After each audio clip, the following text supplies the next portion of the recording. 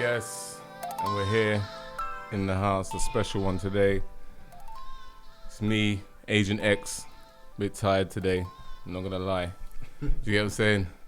En route to clarity, the draw out, and like I say, it's a special one today. We got a guest. I'm not gonna gas it too much. You know what I mean? 'Cause I got to talk to him for the rest of the. You know what I mean? So yeah. So we got a guest in the house today. Do you know what I mean? So you First one. You So it's just someone out now. yeah. It's en route to clarity. The draw out. Yeah. Come on. So get it correct. Yeah. So like I said, yeah. But we got a special one today because it's my first guest, and I'm happy because you know what I mean. Someone I can. I don't want to step out of line, but I'd like to say he's a friend of mine. Do you know what I mean? Big up MZ, because that's how I made the link. That's the guy I know you through personally. Do you get what I'm saying? So big up MZ wherever you are. You know what I mean? And yeah, a friend of mine, Nana Agyeman. Come on. Do you know what I mean? What does MZ do? Don't worry, he's coming in. I'm drawing him out. It's the draw out, right? Everyone's getting drawn out. But everyone's getting drawn out. There's no one. But no one can. But no one's hiding, bruv. There's no hiding, bruv. If I'm in front of the camera, they're all coming in front of the camera, and that's what it is. Yeah. Even I spoke to a man the other day. I'm not gonna hot you up. In fact, I'm gonna use a name that only we would know. I spoke to Kip the other day. Yeah. And Kip bowed out gracefully. And respect to Kip, because I didn't take it personally. Respect to Kip. When you're ready, everyone in their own time. But everyone's getting drawn out. And that's the long and the short of it. But getting back to the point, my first guest, somebody I'd like to consider a friend. Do you get what I mean? Hopefully I'm not speaking out of turn. Do you get what I'm saying? Nana Agyeman, founder and... Am I correct to say CEO? CEO, yep. Co-founder. CEO, co-founder of Access UK. Do you know what I mean? Let's make some noise. Yeah? Make some noise.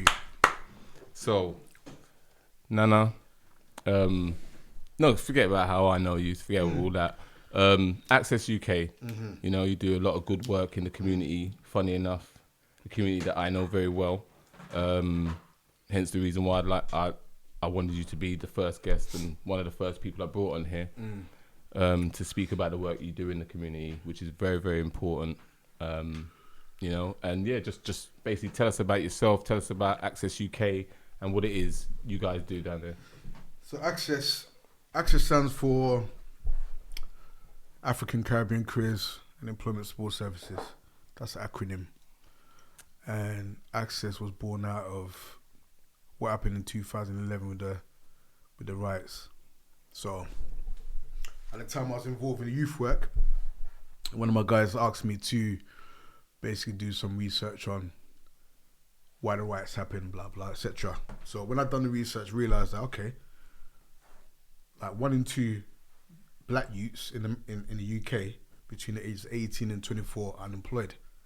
I started coming across all these crazy stats and I'm thinking, hold a minute. Like, who's doing anything about these stats? Because I know that the job centre ain't.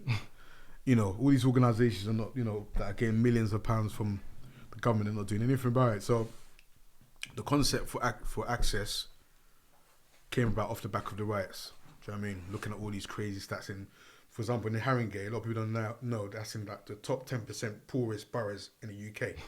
Wow. Yeah? Particular wards. Yeah, tell me about it. Obviously, if you go to Highgate, it's not the same. Yeah. Bishop's Avenue, that stuff, but there's certain wards that are really poor. Yeah. So a whole heap of issues there, like the underbelly of whatever happened after. Obviously, we know that Mark's killing was a spark, but there's been tension in the area for years. Yeah. Poverty for years. So we came up with a concept off the back of that, and what we essentially do is we help people into work, into education, into business startup. We've got to focus on black youths. Do you know what I mean? So, because we've got to focus on black youth, we look at what barriers are impacting on them, and we give them like tailored solutions around careers, guidance, all that stuff around. Yeah, that's what we do. So we're careers and employability provider. Initially, when we started, there was a focus on gangs, like finding solutions for gangs, etc. But essentially, you could be a graduate all the way down to somebody who's in and out of jail, all else in between. we help anybody. The key thing is that our main focus on black youths, like giving them solutions. So that's us, that's Access. Okay, and yourself? I mean, like, give the people a little background about yourself. Like, just to give them a head. Can I just get into how you started Access before? Oh yeah, of course. Just why I want to put the subject of Access. Yeah, of course. Yeah. Like I said, was you approached? I was approached. I'm from North West London. Okay. Right? But I went to school in North London, St. Aloysius. St. Aloysius, where I went to. Yeah. So a lot of my peers are from Tottenham, or they've got an association with Tottenham. Yes. So all the certain, I'm not going to mention their name, but certain figures were my school friends, or I knew a lot of them via a couple of people that went to my school. Yeah. So when everything kicked off, I was invited, like I said, by one of the guys who worked for the council, was quite high up. Said, look, I know you work with youths, I know whatever. Oh, so you were working with youths prior? Yeah, really? I was doing like voluntary work, and I've always been interested in that kind of thing. Okay. You know? So he knew, and I also had a situation whereby I was doing some work in Hackney. Something happened, and I was asked to do some work. Yeah, again with youths. Yeah. So the person invited me. I looked at to look at these things. The like I said, not just on the surface, i.e. Mark getting killed. Yeah. But what's underneath it? In terms of like in the local area. Yes. And like I said, when I came across the data, I realised there's a big gap in services for youths. Period. Yeah. Do you know what I mean? So after that, that's what I came up with, the whole concept of Access. Like I said, the African Caribbean Careers and Employment Support Services. Yeah. At the time, like I was saying earlier, 1 in 2 youths. It's sort of the same now. 1 in 2 youths in the UK, if you're black or unemployed. Yeah, that's crazy. I didn't even knew that until then, right? Even if you're a university, there's a 30% chance of you being 30% higher chance of you being unemployed if you're black. So if me and you, if just say my name is Ade, whatever, just some bait African name, like even my name, Nana Agyeman. So you got Nana Agyeman, first class degree. You got John Smith, first class degree, yeah? And we're applying for jobs. John Smith would get more interviews than me based on his name alone. 100%. Yeah, these are the basics of it. Don't without even going too deep. Yeah. So literally, both got first class degree, both on paper we're equally qualified, but yet you understand. So when I started coming across all this data, I realized that the system that's in place, careers and guidance services, is a one size fits all. Yeah. Yeah. It's not really going to help Nana Agyeman to go through. You understand? With his degree, so exactly. So the business case was, how do we help that young black person to circumvent all these issues that are there in the system? Do you understand? So that's what we do. Essentially, our business model is, how do we help that young black person get along with all these things that are going on? Some of it they don't even know, right? I'll give you another example. Most of our youths, when they go for university, for example, right? They normally just pick a local uni, like down the road, I don't know, UEL or something, because it's local. They don't realise that's the first mistake.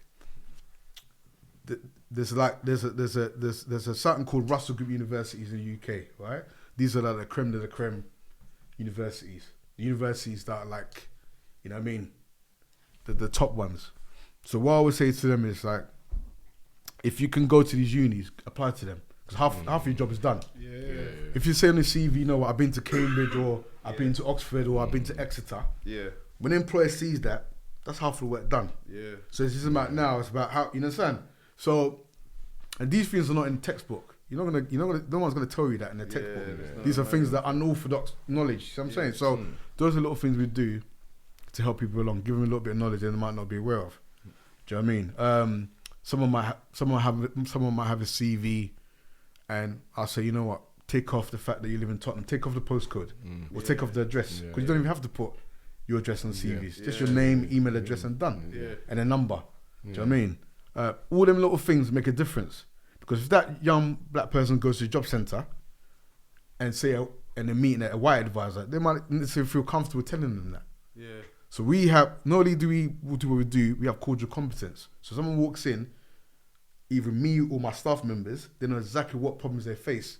So there's no faffing about. Yeah. You know, so yeah, that's it. That's the bottom line. Yeah. And just to put it into, like, just to show them the scope, just give them a short kind of overview of your success rate. Put it this way, our first big contract we had, first major breakthrough job centre, was like 100% against target. So if they said, well, get 50 people into work, we got for 50. The next contract we got was like 120%. So we overperformed. So yeah, that's the kind of, and that's facts. It's not just, it's factual. Why do you think things like your organisation are not highlighted as they should be? Why they're not highlighted? Because I've never known that about your organisation. I've heard about Access, and I just haven't known the details. Do you know what I mean? Like, how would a young person that needs your Do you service? know what? At first, it was a business thing where we didn't want to overexpose ourselves, get lots of demand. And you haven't got the staff members the capacity to deal with it. Yeah. So initially, it was a bit. I only advertise it on WhatsApp and whatever else. You know what I mean? Yeah. Also, when we started, I started my own money. Wow. Yeah, because we couldn't get no funding or no contracts for it. So I literally, big up for that, man. yeah, I literally liquidated one of my properties and then used the money to push into the startup. I knew that I'll make the money back. So like a first major contract we got, I made a bulk of my money I invested back from that contract. Amazing. So when they saw that, okay, because initially they weren't buying it. They were like, well, like what are you bringing to the table, kind of thing. You know what I mean? They had a very like simplistic view of what the whole thing I was doing. So when we smashed the first contract, obviously they gave us others because so okay, they're doing their thing. Yeah. So it was a no-brainer for them. Do you know what I mean? Yeah. At the time as well, because of all the tensions in Tottenham, central government was telling locals to say, listen, we need a more of a black project in the area to help black people. So I knew that from inside information as well. Like they've been told, listen, just push that agenda. Do you know what I mean? So yeah. Yeah. What you do is very rewarding and inspiring. Like, what gave you the?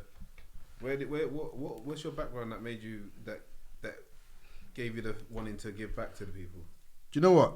It's when you got a passion, you're just passionate about black people, black history, and all that stuff. Could you relate to some of the?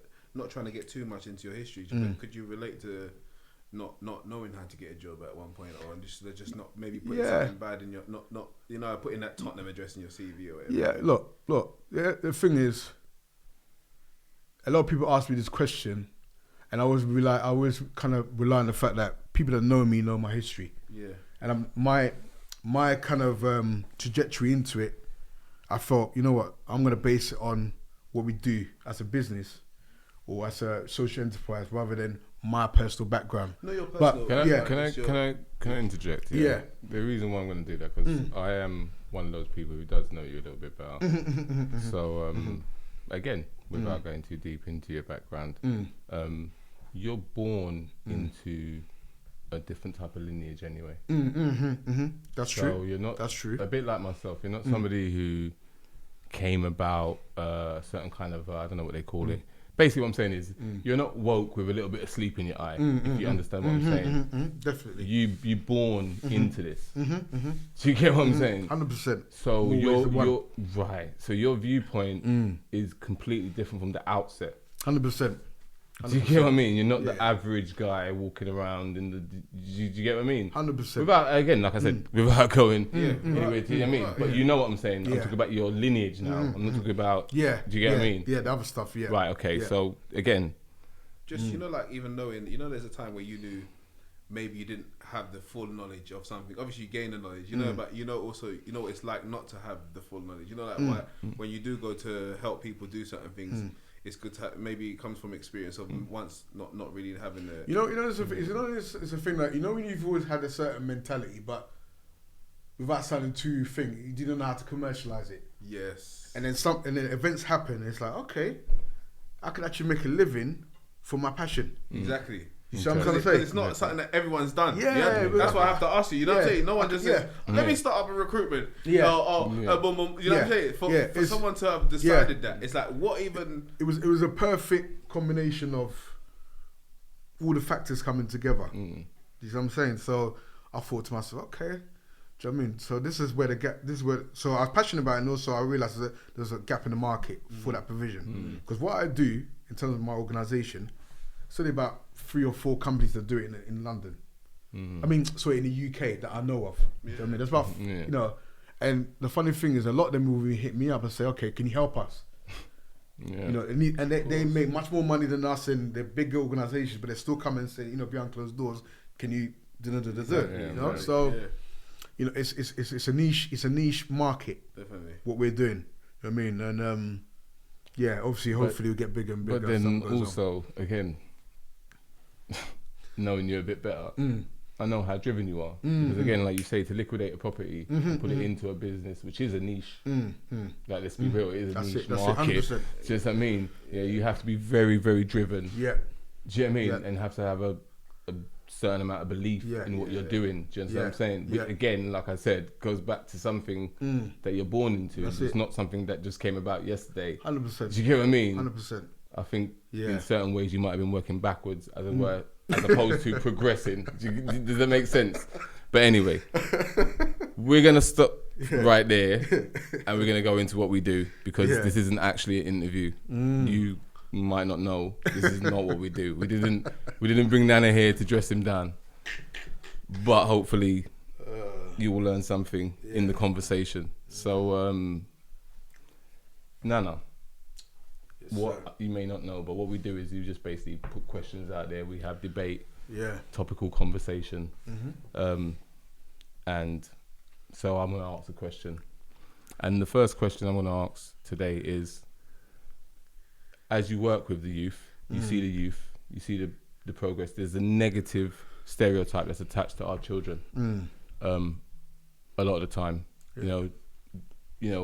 I don't want to go into the negative stereotypes, but there's a lot of negative stereotypes that you know, people portray about our children. And I want to ask the question: are our children, or not necessarily our children, like mine and yours per se, but just if we was generalizing, are the children more constructive than the adults these days?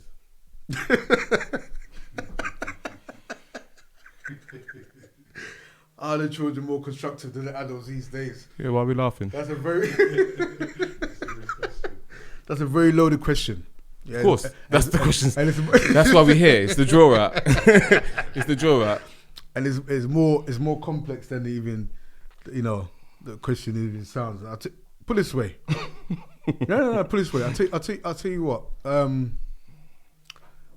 I was having a conversation. Is that the phone is going there? It's not mine. Oh, okay. I don't even know. Yeah, but it's cool. Yeah, it's sound effects. Sound effects. I don't know. That by the way, just in case you didn't clock, that those two phones actually started on. They were part of the whole. Yeah, and then anyway, in the comments. Yeah, but I was having a conversation with a good friend of mine about this whole situation with the youths. Yeah. When he found out that obviously I was doing what I was doing, it's like, okay, what's all that about? Because obviously he's not associated with that kind of stuff. So he made him have a conversation. He said one of the most kind of insightful things that anyone's ever told me about this situation with our youths. And he said, look, these youths that are running around, right? They're like the ones that are really active or whatever, between say 16 and say 21, like on average, right? So he goes, that means that these are youths that could be our kids and are our kids. Yeah. And he said to me, you know what? Go back 20 odd years, yeah? What was we doing 20 odd years ago? When he said that to me, I had to even sit back in the seat and said, you know what? I know where this is going. What he's basically saying is, look, our generation back then, going back X amount of years, this is a generation of jungle. Yep. Crack cocaine, robberies, all kinds of stuff, right? Yep. So the mindset of these parents have produced These These children. youths. They're the direct offspring of these. Which, Yeah.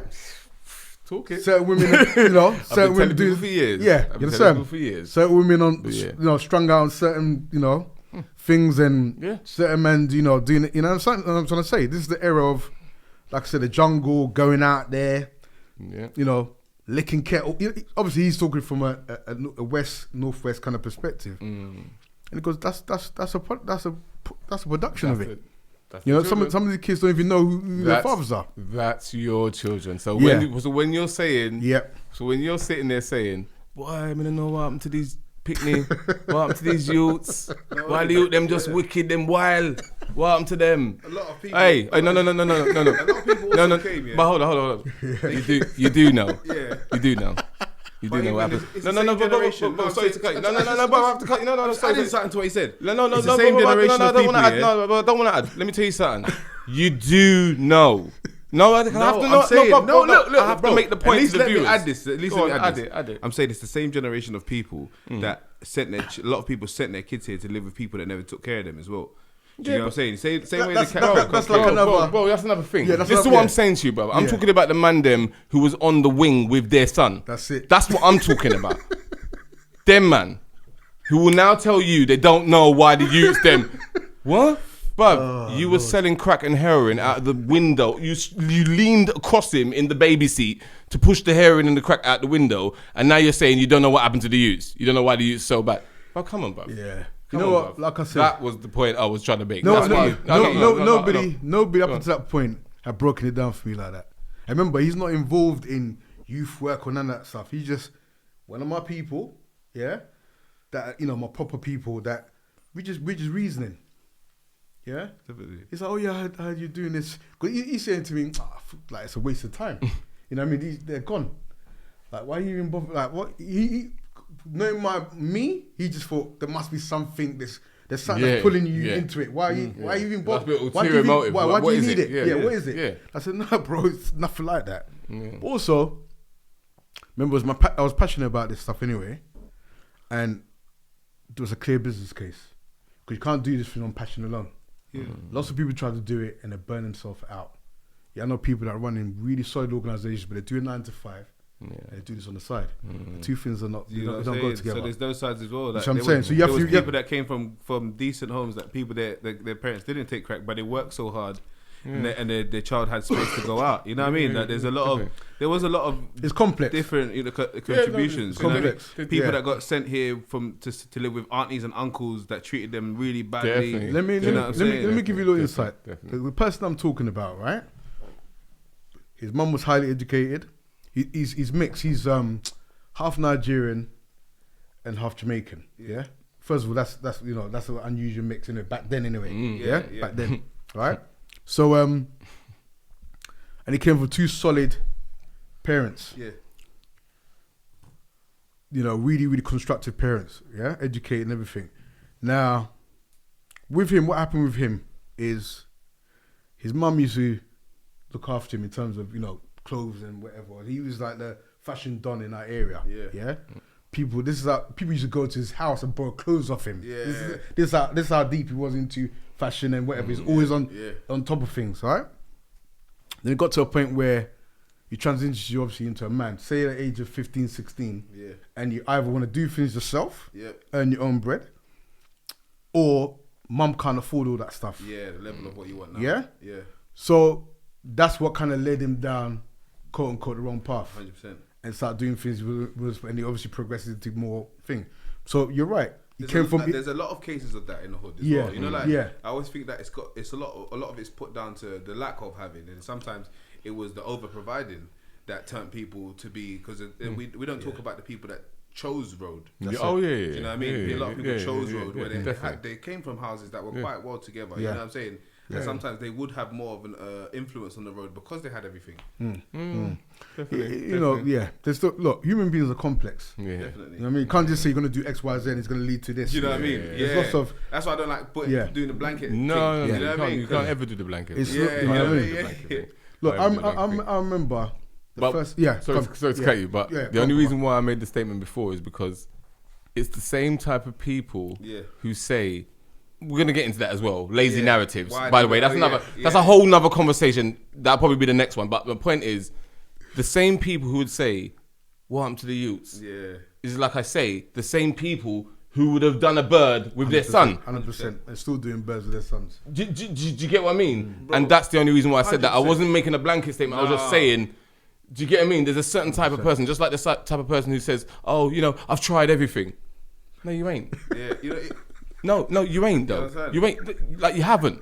There's Like, man, do you get what I'm saying? There's man that activists like, where are your youths? And they don't even know where their youths are. That's it. So you understand? I understand what beg, you're saying. man. Don't I get beg, twisted. man. Yeah, But anyway, 100%. sorry, Nana, to cut you. You know I get emotional. But 100%. you know. It's a deep conversation. It's not no.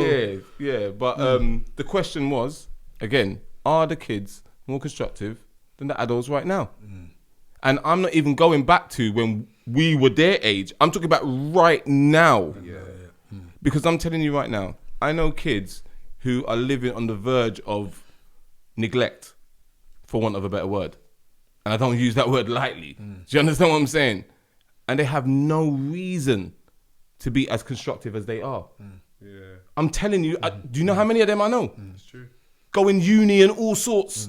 And if you see where they come from and what they're coming from, there's no reason for them to be that 100%. headstrong at that age. And I'm looking at that, I'm thinking, how many kids did I know at my age? Like, sorry, when I was younger, at their age, you get me, at that age, that were that like steadfast in what they were doing and knew what they wanted. And mate, You think it's that second generation thing that I was talking about earlier? Like, it's just like we were the first generation from the immigrants. If we're talking about our community, is you know what I mean? That we were the first generation of immigrants, and then like we were kind of our children were the second, so they didn't feel the fit in, you know, the fit in feel that we had to fit in because our parents kind of had the rules for us, and in the streets there was different rules in school. do you know what I think it is? I just think that nothing's been hidden from them. Yeah. So you see, like at us, we had a certain amount of innocence up until the stage. Yeah. They've never had no innocence. 100%. Do you understand what I'm saying? Everything is in their face. 100%. 24/7. Do you understand? Depends on your character. Yeah. Depends on your character. The balance that you have. Depends. Just it's luck of the draw. That's why, Do you get what I mean? That's why that picture you circulated the other day was so deep. That's why it's on my WhatsApp. This picture shows a young boy, and it shows you all the different influences on that young person, whether it's social media, you know, the bling, this and that, and it's all under this influence. And you think to yourself, wow. And different hands presenting it to you as well. You know, this is all, they've just been constantly bombarded. So you have to be proper headstrong. Yeah, to be in the middle of all of that and still be. Yeah, 100%. Yeah. Do you feel like, you know, in the our time, should we say, yeah, the R&B was the balance of character to how I feel like these days just listen to hip hop. I wouldn't say it's the balance of your character, but I'd just say that obviously, all right. Because the different characters. If you want to put it like that, it's just I wouldn't even. You know what I mean, innit? Yeah, I know exactly what you mean, but it's mad. It's like whether you was on the road or you was a sweet boy, you listened to R&B back in the day. Yeah, but the difference is that it wasn't testosterone driven. Meaning as in like whether you was on the road or you was a sweet boy, you all liked women. Yeah, that was apparent. Do you get what I mean? You didn't have to. That wasn't debatable. That wasn't up for debate. Everybody liked women. Now, again, like I say, no disrespect to the alphabet community and all the rest of it. What I'm saying is that now you have to question I'm talking about the heterosexual males, you know. I'm not talking about anybody else. I'm talking about the heterosexual. You have to question, and the only reason why is because you'll see 16 man. No. That's what I'm saying, bro. You man always make me the bad guy. You see 16 man, bruv.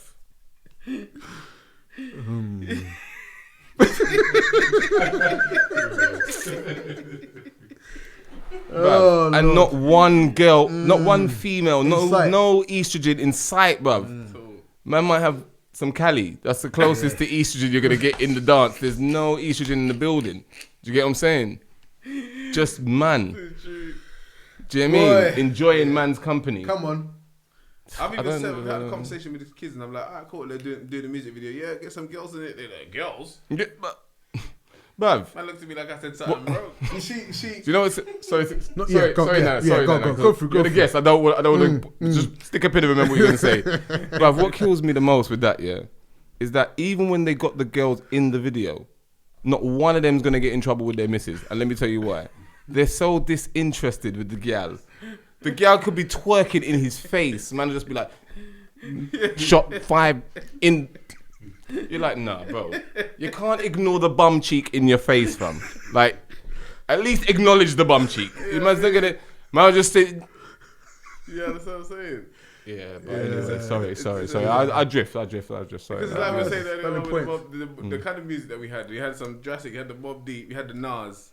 So then they're both from Queensbridge. Balance. Yeah, that's what I'm saying. Yeah, balance. Even within, you could say even within saying that their music is cruddy, there was still messages. There was messages. There's still messages. Like I say, even when you talk about Mobb Deep and Nas, that is the balance. You're either listening to Nas or you're listening to Mobb Deep. Yeah. Sometimes you listen to both. Most man listens to both. Let's be real. Most man listens to both. 110%. You get what I'm saying? Yeah. It's different moods though. But like, 100%. but that's the thing. Music's for moods. No. But anyway, we're drifting again, man. No, we're drifting again. Because these things are a big contributors. Oh yeah, definitely. Music. It's a big one. But see, and that is another mad thing because people say that music doesn't affect. You even know what I'm gonna say, but people try to make out like the music doesn't affect what's happening. Yeah. And then Nana will see himself within the work that he does. No. All these youths that are affected by the music. 110%. Bro, come on, bro, man. Anyway. Whether conscious or unconsciously, you know, it is. It's I mean, anything that can affect your mood, you know, in that way, you know what I mean. Even when a couple of those drill artists came on my platform, one of them said he didn't realize what he was saying. He said, "Oh, you know, girls listen to my music when they're in the gym, right? So to amp them up, that's influence. That means that there's a direct correlation between your music and their moods. So how can you then deny that there's a link? You just proven there's a link. I don't know why people just admit there's a link, but they say, but I'm just working with this right now. You don't have to prove it because we've already had this conversation, bruv. You've got Riders music. Hello. Yeah, it's like, are you stupid or something? Riders music. What do you think you do to Riders music? You understand? But you know what? Because we was in the time where it went from that to that, we can kind of see where it went. You know, like, imagine you're born into it just being like this. But that's the thing. You see, you just touched on a very important point about realizing there's children out there or young people out there that've never known anything else, you know, but social media, but this kind of particular kind of music. Where everything sounds the same. Do you understand? Whereas back in the day, we had more variety, more different. You know? And what's amazing is that a lot of the stuff that's coming that reminds me of our days is the new generation, like the 21-year-olds. And look at her.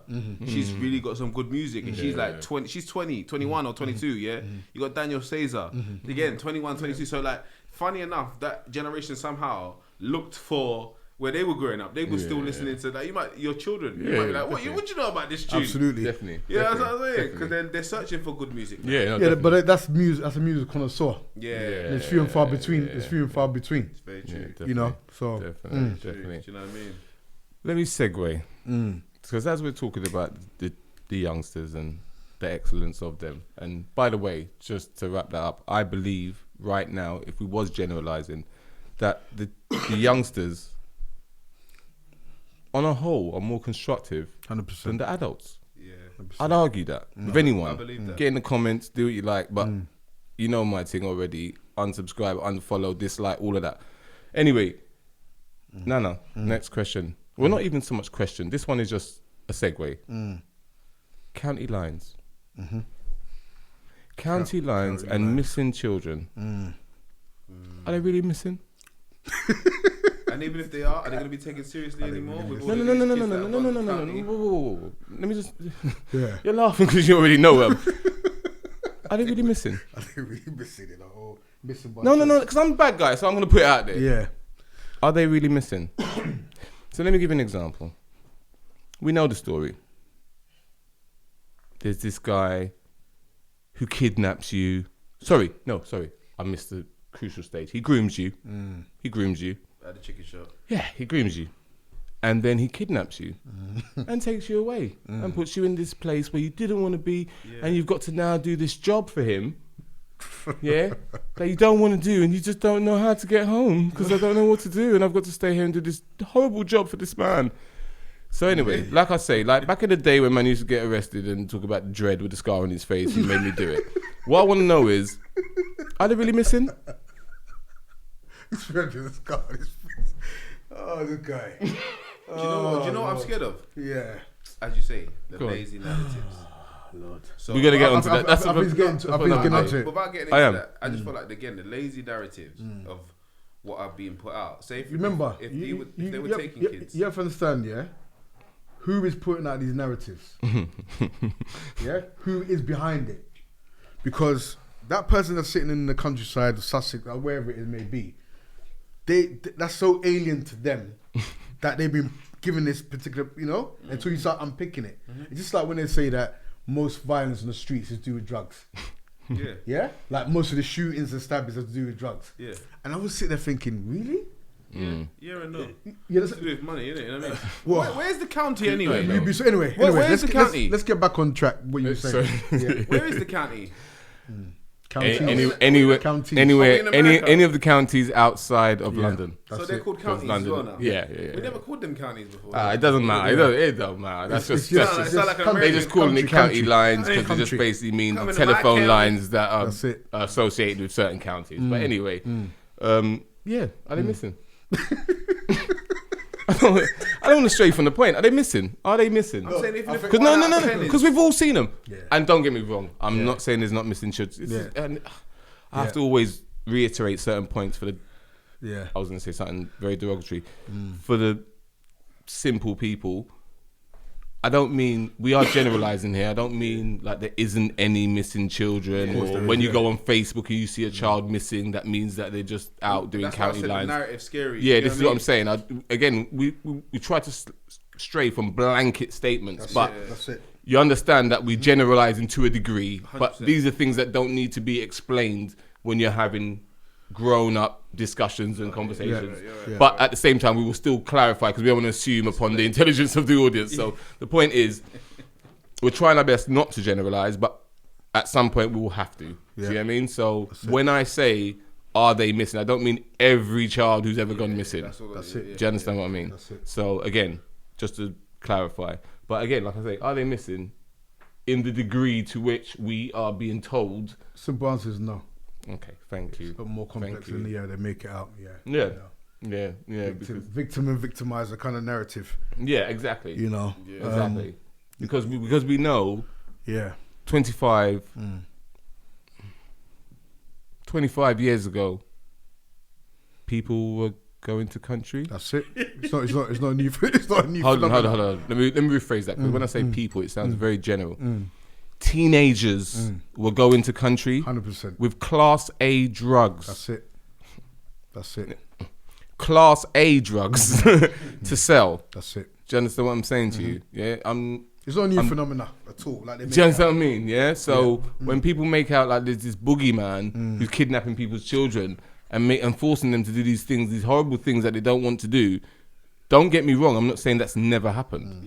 But I'm just saying, to the degree to which I'm being told these days, this is very, very scary. If it's true, I'm just saying, if it's true, that's very scary. Who are these horrible people? Is it fair to say social media is a double-edged sword? In what sense?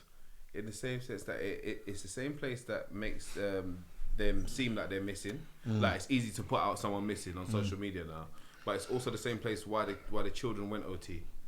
It's the same reason why the children went OT. Because like before, I feel like there's a higher number of children going OT. There's a big gap between perception and reality when it comes to work. Yeah, exactly. I remember quite a number of years ago when we started. I went to go and link. He's like one of these middle class, well educated guys who's run an organisation called Reach Society. Reach Society to all the bougie black cliques, like they're all about the quote unquote the good kids, the educated kids, rather than so-called bad kids. So me and him were having a conversation. He said something to me. He said to me, "What's the prison population in the UK?" Yeah, I remember this conversation very well because he's thinking, well, you work with all these street kids, you should know. But I didn't know. He said, look, let me help you out. He said, the prison population in the UK is about 90,000. Right? And I sat back and I thought, okay, I know where this is going, right? He said, what's the population in the UK? Obviously, the last census was like 69 million or something. So he goes, out of that 100,000 also, yeah, just say a third of that prison population is black. Yeah? So he goes, put it into context, yeah? 69 million people. He goes, look at the population of black people, it's between 3 million, 5 million, depending on who you speak to. So out of that, you know, say out of that population, 30,000 in jail. Yeah?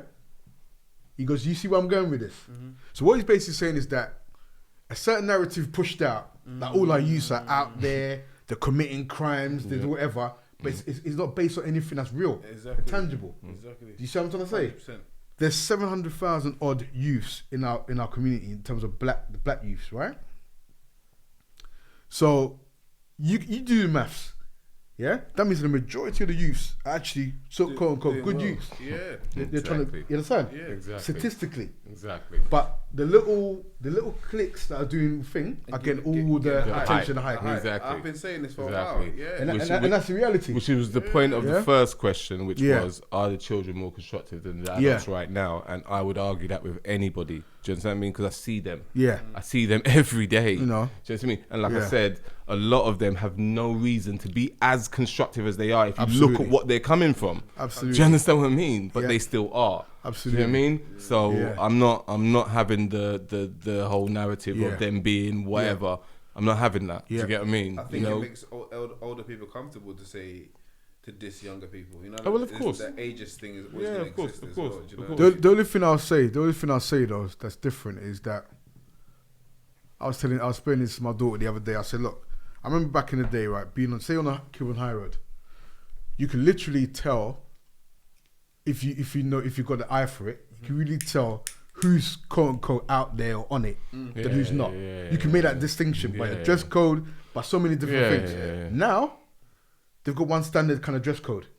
That's why a student who's in university can get caught up in a stabbing. Exactly. Because they can't distinguish who's who. And and and I've said that so many times. Yeah, exactly. You know, I've said it so many times, man. It's a fact.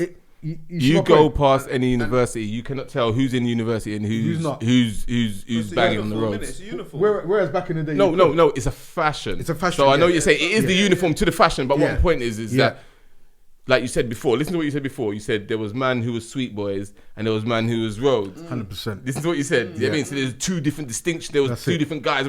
Now everybody looks like they do Road. Yeah. Because that's the fashion. That's it. So there is no more Sweet Boy anymore. That's it. Do you get what I mean? Do you That know- Sweet Boy do- doesn't do- exist. do you know what- Everybody's Road. do you know- Even the guy who would have been a Sweet Boy. Do you know where I learned? He's trying to do Road. Do you know how I learned how powerful that what we were just saying was outside Trocadero? Yeah. I'll never forget it, right? So me, my friend was standing there, a couple of guys we know from the area were standing there, and literally they call it meet. I don't know what they call it now, but a van came up with police officers, just jumped out and just started moving to people, just drawing them, and then left me and my guy there. And I'm thinking, what's going on? So when we were going back home, it's playing on my mind, and then it clicked because of the way we're dressed, right? So coming from where we come from, obviously we started dressing whatever they call it back then, straights or whatever it was. More fashion is more associated with white people. You understand? But we were High-end fashion. Just high-end fashion, basically. High-end fashion of the day. So from that, looking at us, they didn't touch us. Yeah. So I started thinking, okay, so you can manipulate how people perceive you by how you dress. Yeah. It's crazy because so there's a guy that you know as well, one of our people that used to do his bits and pieces in a suit. This guy was back in the day, was in his compact, driving around, doing certain, in a suit. I remember the first time I got into the car, I saw him wearing this suit. I was like, what the hell are you doing in this suit? Do you know what I mean? You go, listen, come on. Yeah? And did you ever been to jail? I don't know, maybe once, if that. But the reason why the guy was doing whatever he got away with so long was part of his uniform. 100%.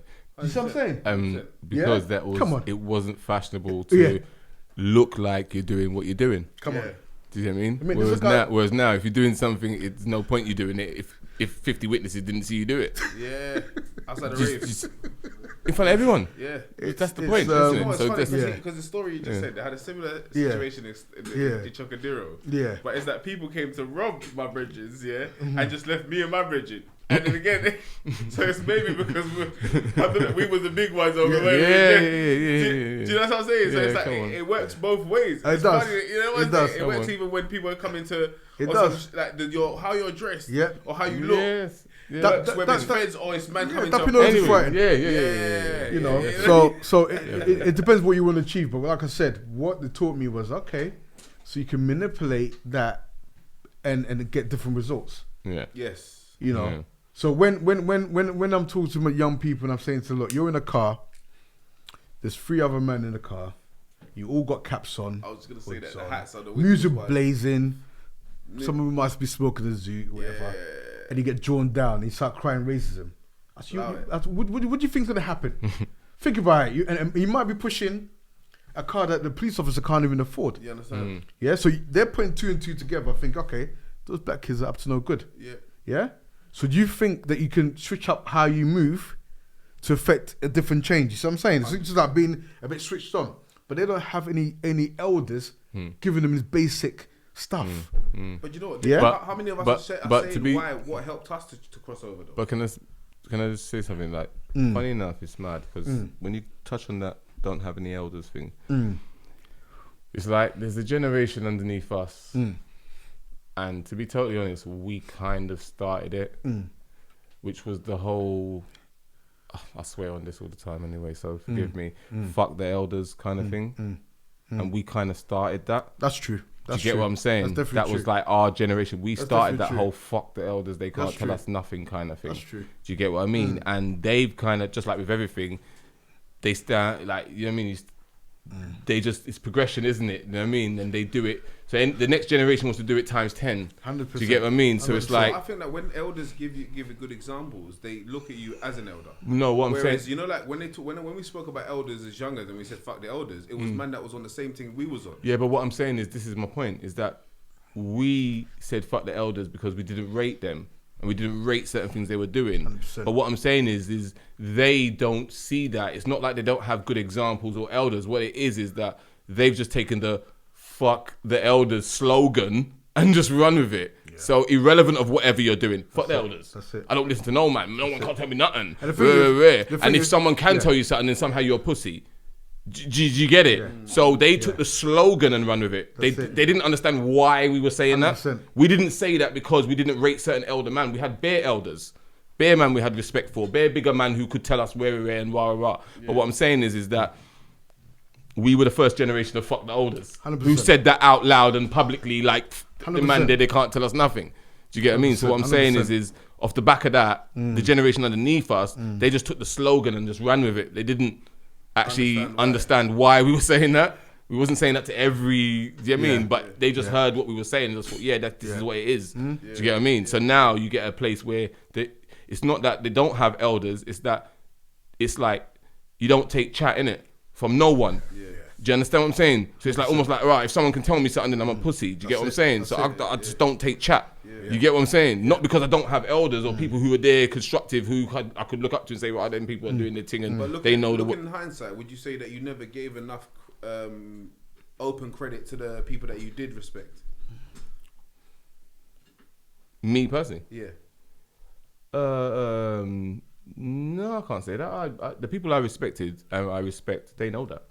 And they've always known that. I'm not saying that they don't know that. I'm saying, you know, like, I'm not saying that you gave respect to the people that was on the bullshit. I'm saying, not just you personally as well. I say, like, as a community, did we give enough respect to the people that were doing the right things? Did we sing their praise loud enough?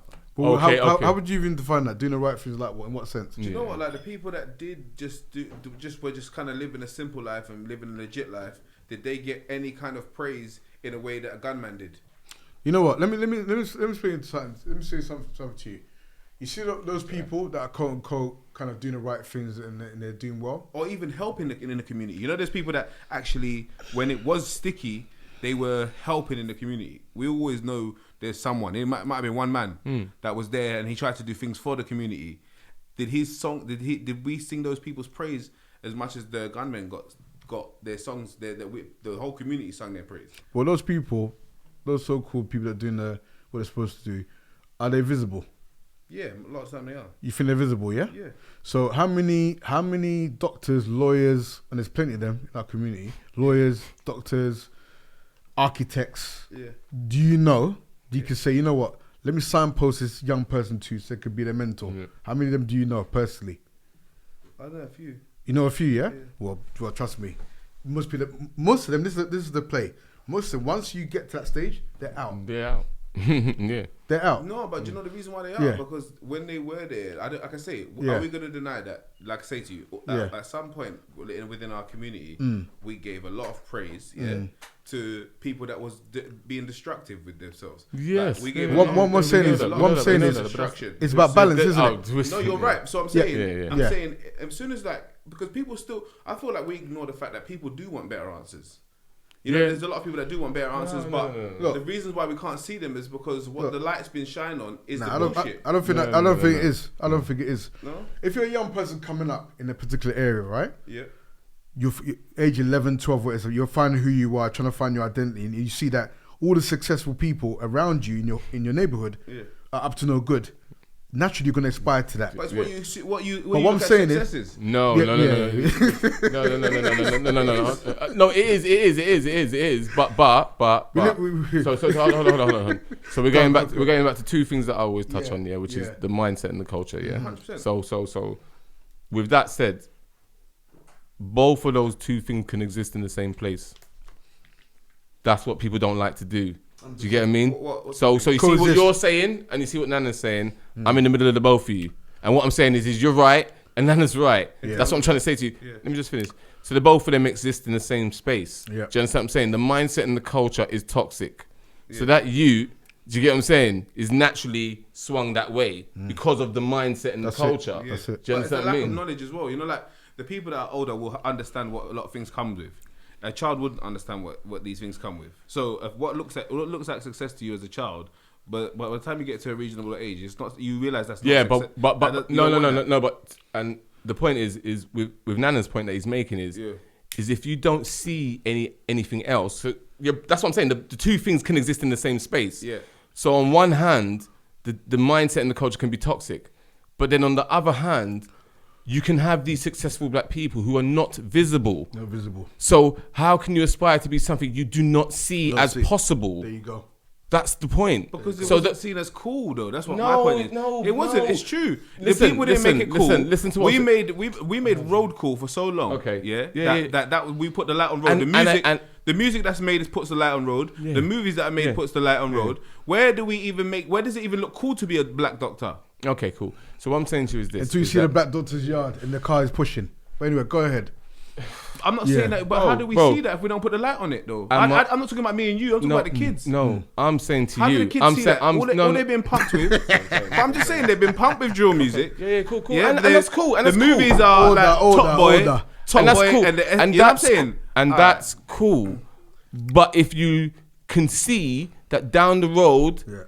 Do you know what I'm saying? Like literally on my road, at the top of the road, you know, in the nice house at the top of the road, lives that architect. That's it. That I see when I go to the shop. That's it. Every other day. That's it. Do you understand what I'm saying? Then I might listen to drill music. Yeah. But I know an architect. 110%. Personally. He lives in my area. That's why. Because he lives in my area. But you're more likely to know the drug dealers that are doing well as big men than the architect, because the architect ain't chatting to you. And that's the point that Nana was making, is that when you make it to a certain point, as a black person, within the community, you become distant. You distance yourself from... Not just as a black person. Sorry? Not just as a black person, as a professional.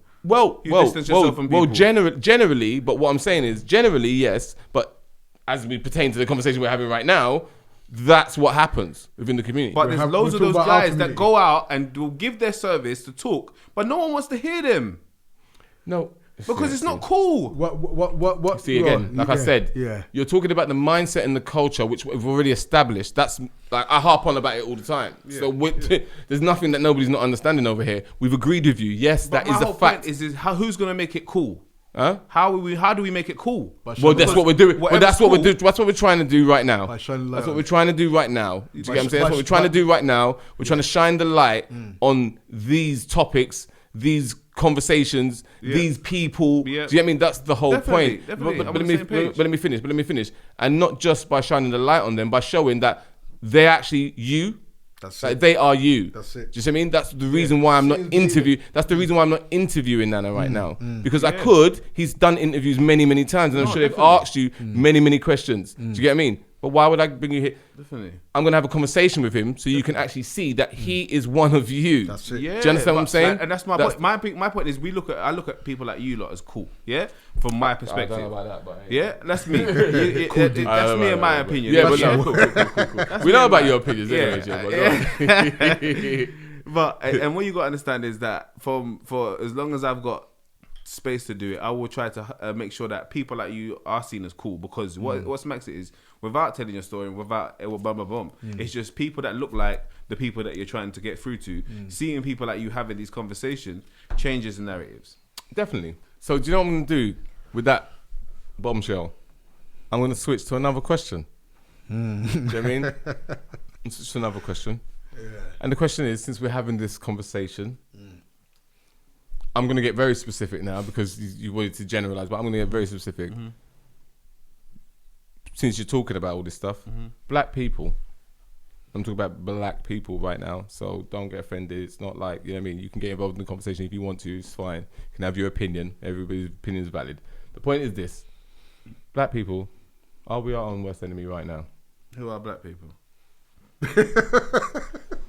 Black people. Any derivative of an African. Oh, Lord any have derivative mercy. of an African. So go on. The whole shebang. Are we our own worst enemy?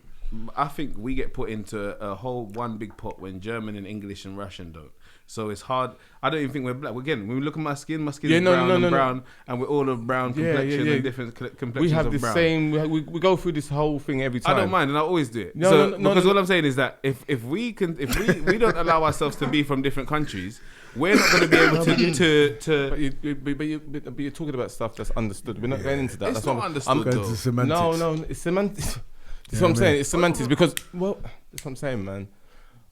I'm only using these terms because it's what they call colloquial terms. That's it. It's the stuff that everybody can understand. I'm generalized. But it's the white man's term, so we're going to use I don't. white man's term. Like I say. Well, Right now we're speaking English. Right now we're speaking English, so the whole. Right now we're speaking English, so the whole conversation is white man's terms. Is it? Right now we're speaking English, so the whole conversation is white man's terms. Okay. So I don't really want to get into that. It's not about. Say that. That's a conversation. The point is this. The point is this. Just because you didn't understand that. The point is this. Yeah. Would we be considered our own worst enemy right now? That's the question. So. The simple answer is yes. Yes. Okay. I believe no. Or it could be even a yes and no. No, let's debate. This is the first debating part ever, then, because we ain't even debated about nothing else. I don't believe so, but let you lot start. No, okay. I've already started. I asked the question. Yeah. So I've already started. So no. I asked the question just before my overbearing spirit. No. He's already said yes, and you said no. So I would now ask another question, which is, Jay, why do you say no? Okay, because again, I believe that we're put into the same pot, given the same history, and given a complexion that we're not. So if we also take the narrative that doesn't belong to us, and the history that doesn't belong to us, then we can also take the narrative that they give us. Okay. And no. Why do you say yes? Because we live in an information age now where you can't blame it on a lack of knowledge or lack of awareness. You can get that information. Yeah. You can get access to that information, so that you're no longer in the dark. Yeah. You can do your own research and find out. I remember, I was talking to one of my neighbours today. We just started talking about this whole situation with that report that came out today saying there's no structural racism, etc. Me and him got into a deep conversation on the stairs, and I said to him, let me tell you something. Do you know that Europeans or white people have only been on the earth for about 10,000 years, roughly, in terms of like a Caucasian, right? He didn't know where I was going with this, right? And I said that there's a narrative that black people were backwards, right? But when black people built pyramids around that period, you lot were all, and this is a fact. This is not about being racist. This is a historical fact. Yeah. You lot were living in the hills wearing like caveman clothing in Europe. You see what I'm saying? 100%. So if you're saying that white people are more intelligent than blacks, you're basing on what you know, what you've been told. But if you look at historically, you got pyramids that have been built and they don't even know how to build it to this day. Modern technology. But even the way the narrative is told is for division. But if you don't know your history, then you're not going to know all these things. No, but again, like the narrative of history is told in the division, in a way of division. Yeah. So, but what you're saying, sorry to cut you. Yeah. Because it is, and the reason for that would be tribalism. 100%. What we like to consider to be willy waving. That's right. Do you know what I mean? That's right. Because remember, just like with anything, sports, anything. Yeah. Once you've got a horse in a race, mine's always better than yours. Do you understand? You can't tell someone their dad's not hard. My dad's the best dad in the world. Exactly. He's hard. He'll come and beat up your dad. It's the same with anything. Tribalism. Once you get your mindset into I'm this and you are that, then now it becomes relevant whether we're better than you or not. That's right. Do you get what I'm saying? That's right. And that's what I believe is a better conversation, tribalism. Because again, when we do it in terms of complexion, it becomes a silly conversation. No. Not silly conversation, tribalism. But the reason why we start there, is because, like we said, we always have to start with the colloquial terms and start from the basis, because we said earlier, we can't assume upon the intelligence of the audience. We cannot assume, like you always say to me, that people understand and know what we talk about. 100%. So when I say, are black people our own worst enemy, we will get into a deeper conversation. But right now we need to stick to the point, only because if we digress, we don't deal with the issue ever. The only reason I say it. Do you get what I mean? And the reason why I say that is because when I say that, there's other people out there who are not black who know exactly what the fuck I'm talking about.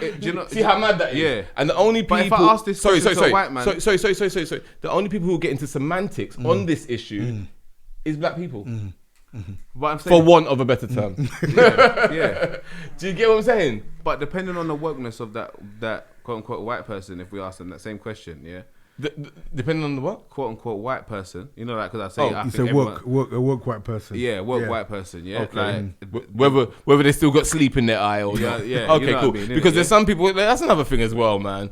Some of you people, I'm woke. Listen, but you just got. No. In you terms woke. of opinion, when you say you woke, what do you mean? Like, if you still got a bit of sleep in your eye, if you brushed your teeth, you still laying in the bed, just scrolling through WhatsApp. It's all relative. Like, what kind of woke are we talking about? They're not awake. They're woke. Are you awake, out working, or you just semi? You just like opened your eyes and kind of like wiping your. If I tell you in the text, I just woke. Have you still got pillow marks in your cheek? Is what I'm trying to say. Like, what kind of woke? Like, you know what I mean? So that conversation can go all other ways. I just don't think that we should be taking victim standpoint. I don't think we should give it to our kids because the narrative is very depressing and it doesn't help you to achieve and feel like you can achieve greatness. And it doesn't. None of us was there when it happened. And then we're giving a lot of narratives to the whole of black people when it only happened to a certain amount of different countries and this and that. We never celebrate the black people's victories. We never celebrate our good history. So when it's so imbalanced, I don't even want to have the conversation. Not saying with you guys, but we need to now give the kids in terms of history, where each culture is supposed to celebrate history as the things that the greatness they achieved. Our history is never supposed to be based on our downfalls. No other country or no other culture celebrates history based on their downfalls.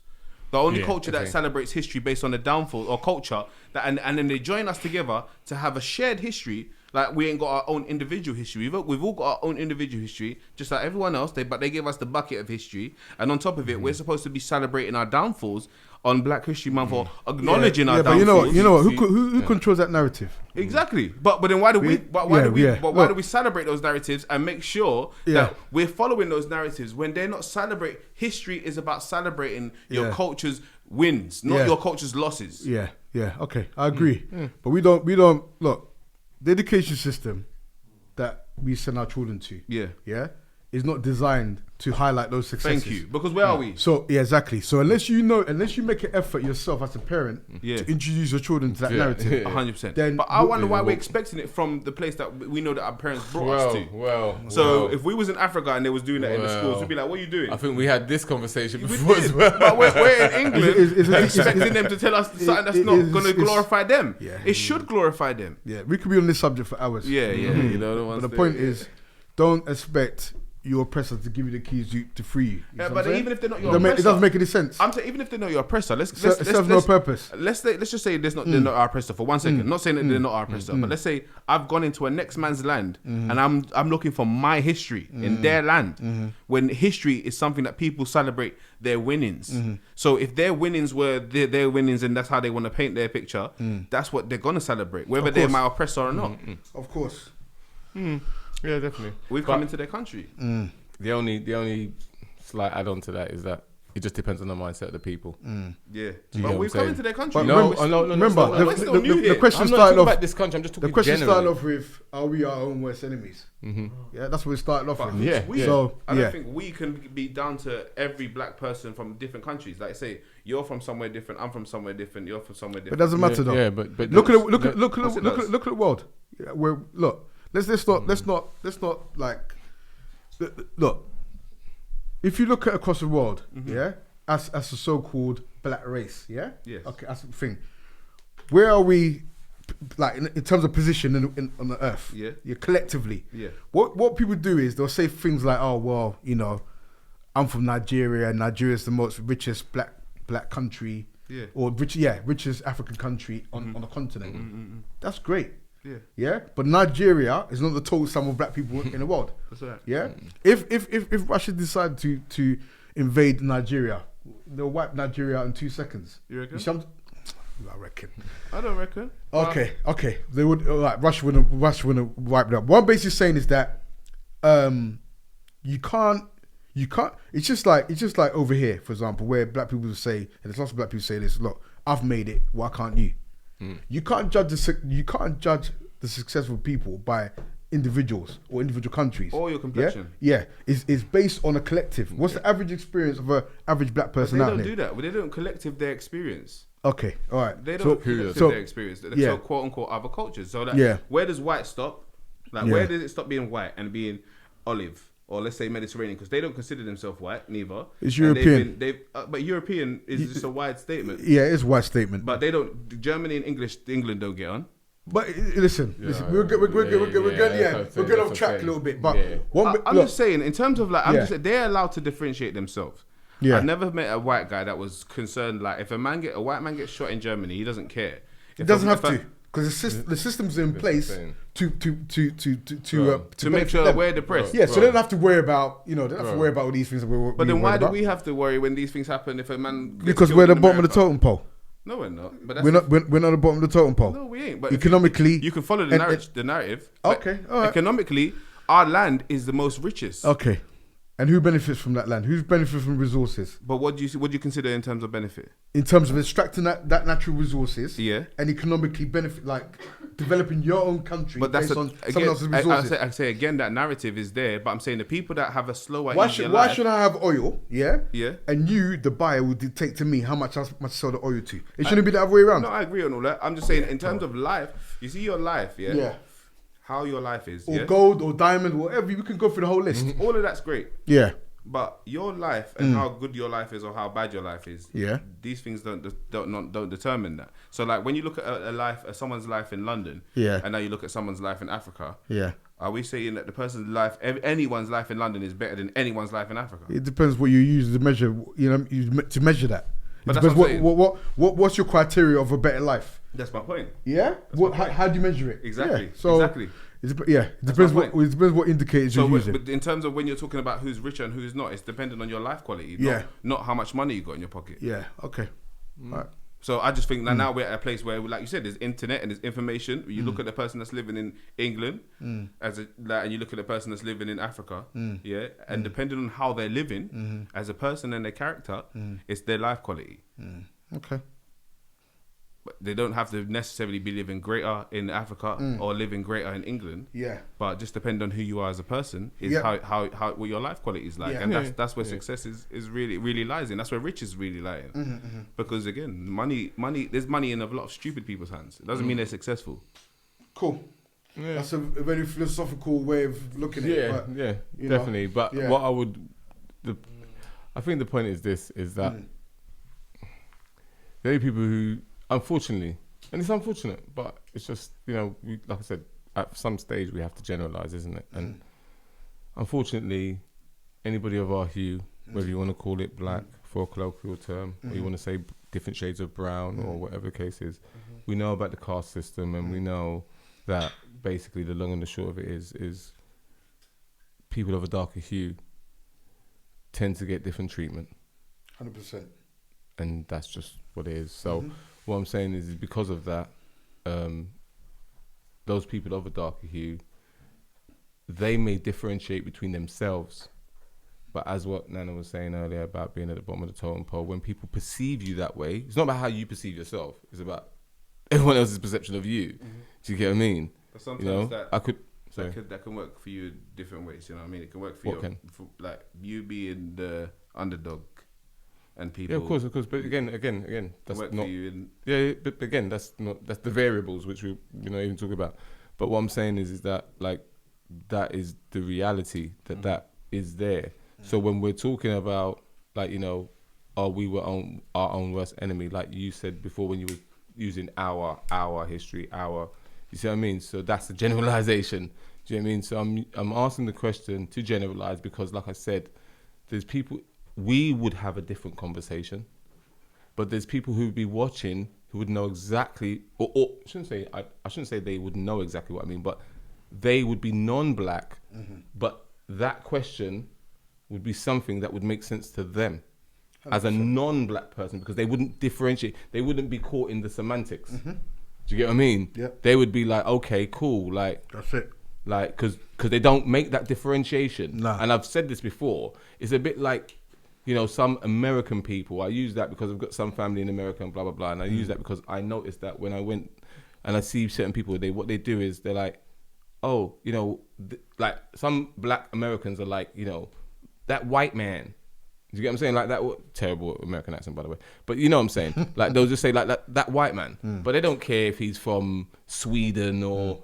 do you get what I'm saying? They don't differentiate because to them he's just a white man. 100%. Do you get what I mean? And it's a bit the same with us. It's like we may differentiate between ourselves, and that's fine. But what I'm saying is that when we're generalizing here, some people they don't differentiate. You black, light skin, dark skin, red, a little bit red. But they don't your care mum's about 3/4. If we don't, they don't Chinese. care about how we think. Why should we care about how they think? No, it's not about. The question wasn't based on who cares. That's what I'm trying to say. It's I just didn't say it was. I know. But I'm saying the question wasn't based on who cares. The question is just basically, are we our own worst enemy at this point? Do you get what I mean? And like, and funny because but I'm agreeing with you because I'm tying it all in because everything you're saying is the point. Yeah. When you're saying about the victim, everyone else gets like when you're saying about the victim narrative and blah blah blah, and celebrating our downs and blah blah blah. I'm saying that's the point, isn't it? Are we our own worst enemy? So this is the thing at this point. In ways, but I feel like again, I feel like we always highlight that, and we're told to highlight that. So even though you said no, you're actually saying yes. No, I'm saying in ways. But like I said, so even though you're saying no, you're kind of saying yes. But we're winning in many ways. We're winning. I didn't say no. And we're. But I'm saying the narrative of us being our worst enemy that works against us. That makes us our own worst enemy. Like I said, if we're not highlighting, like I said, you started saying no. Yeah. But now you're saying yesy. I'm not saying yes. I'm saying there's sides of us that let us.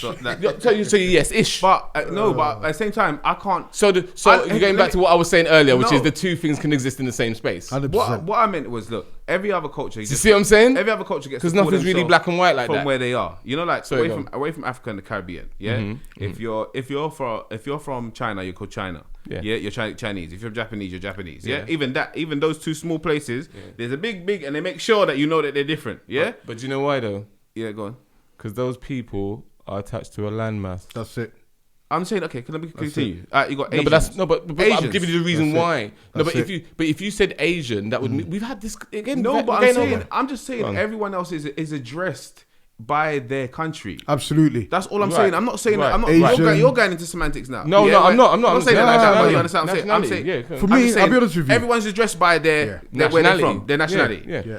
Until it comes to Africa, and they even have that battles that say Jamaica versus Africa. You're like an island versus a continent. Yeah. Like It's mad. that doesn't even make sense. Yeah, you know it what I'm doesn't saying? make And when you talk about Moroccans and Egyptians and Algerians, people don't even look at them as African. And they don't even look at Somalians as African. Well, I've had conversations where I've had to explain to people that depends. Somalian are black people. Some Somalians don't look at themselves as It's not about that. They an are. eternal thing. It doesn't matter. It doesn't matter what you think, it's what they think, Right, what they say. Okay. You're Come right. on, You're man. right. And you're This is what I'm right. saying. That's where it comes This to is my what I'm whole point saying, of saying that we're brown and we're not black. No. Okay. But again, we're going. You see, it's the same argument because you're attaching a color. You know, there's Indians that are darker than anybody in this room. That's right. Pitch black. And they're black. But they would never call themselves black. You're right. So that's where the clue is. Because they got the right idea. Yeah. We're So not supposed to go, you're not black, Listen. but you're going to fight that you are black. Not at all. There you go. Actually, I'm anti that word. Thank you. Do you understand? Exactly. Thank you. I'm That's African. That's so right. That's what being I- this African attaches you to a culture and a landmass. Right. Thank you. But that's what you can hear. That's what I'm trying to get at. Yeah, that's what it attaches you. But why do we accept being called black then? Thank you. Yeah, nobody else does. No, you don't see Chinese people going and saying, "You know what? I'm yellow." This is my whole point. Yeah, I'm yellow man. Yeah. That's my whole point. And you understand? Thank So you. it's this is where I'm with you. No, but yeah. But It's a we, deeper like I said conversation. before, But it's we part all of the conversation that is need. When you Yeah. ask Yeah, these yeah, questions, yeah. are we letting ourselves down? Yeah. When you say we, that we needs to be broken down. So by the way, the yes and then the no that became the yes. So we're all on the same page. I just wanted to establish that we're all on the same page. Okay, cool. Yeah. Sorry, the go on. seeds are out there. I'm cool. Yeah, no. Yeah. But that's why the You conversation. see, saying that, Sorry, you know what? sorry, I'm Nana, black. sorry, I'm Nana. not that kind. Yeah, gone. Stick a pin. No The only problem. reason why the conversation is crucial, this is why I wanted to have these conversations. This is exactly what's happening right That's now. it. Because what we get stuck up on is that we attack the same thing from different angles and people get caught up on what angle they're coming from. It's not important. Just like when people get into religion and they start getting concerned with who the messenger was. Did you get the message? Did you get what I mean? Yeah. That's what's important. So whether it. Jay's saying we're over there or Nana's saying we're over here, the long and the short of it is when it all comes together, the long and the short of it is we actually agree. That's it. 100%. And we actually approaching it from 3 different angles, but it's want the the same same Because we have to. thing. That's it, So we objective. actually all agree, which is that it does exist.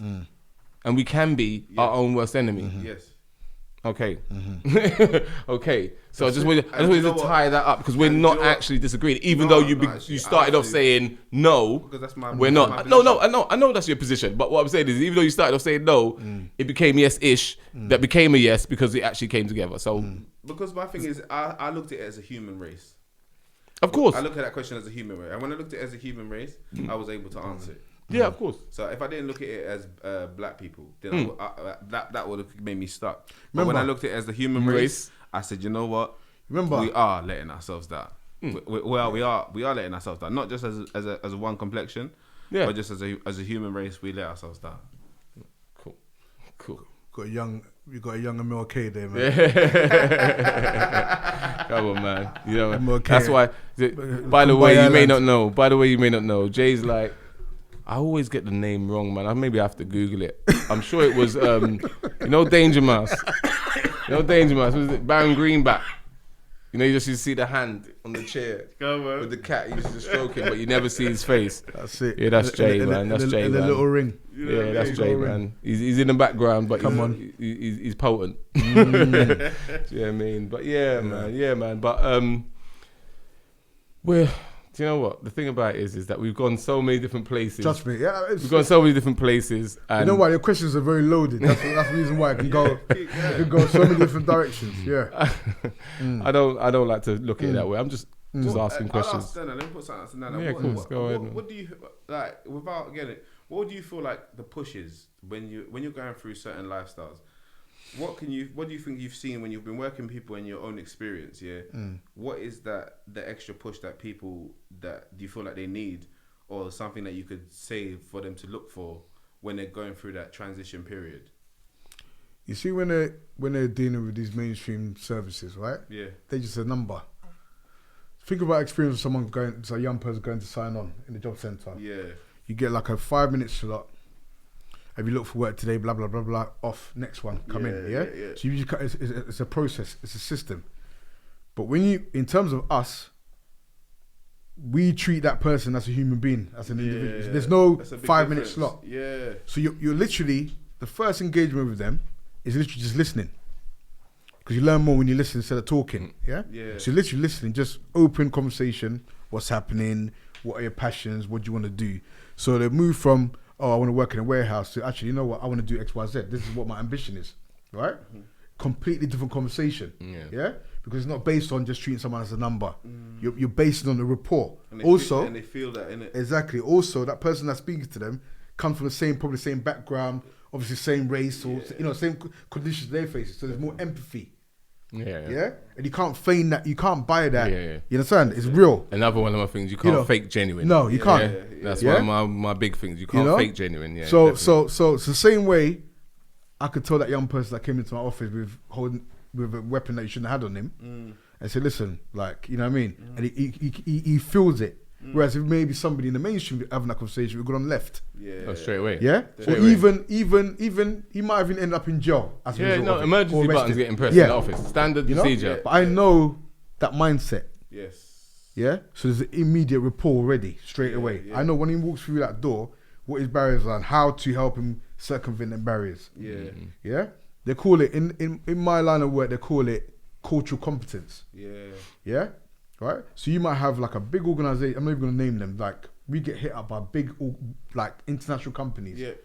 And then people think, how comes they're hitting a small, like SME, small, medium enterprise like you? What is it?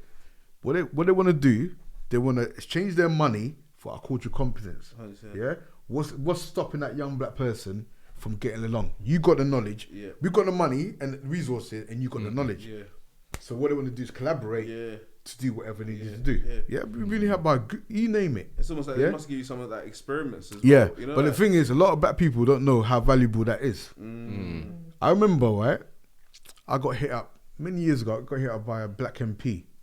He's like, you know what, Nana? If we found you like 2 weeks ago, we were commissioned to do X, Y, Z.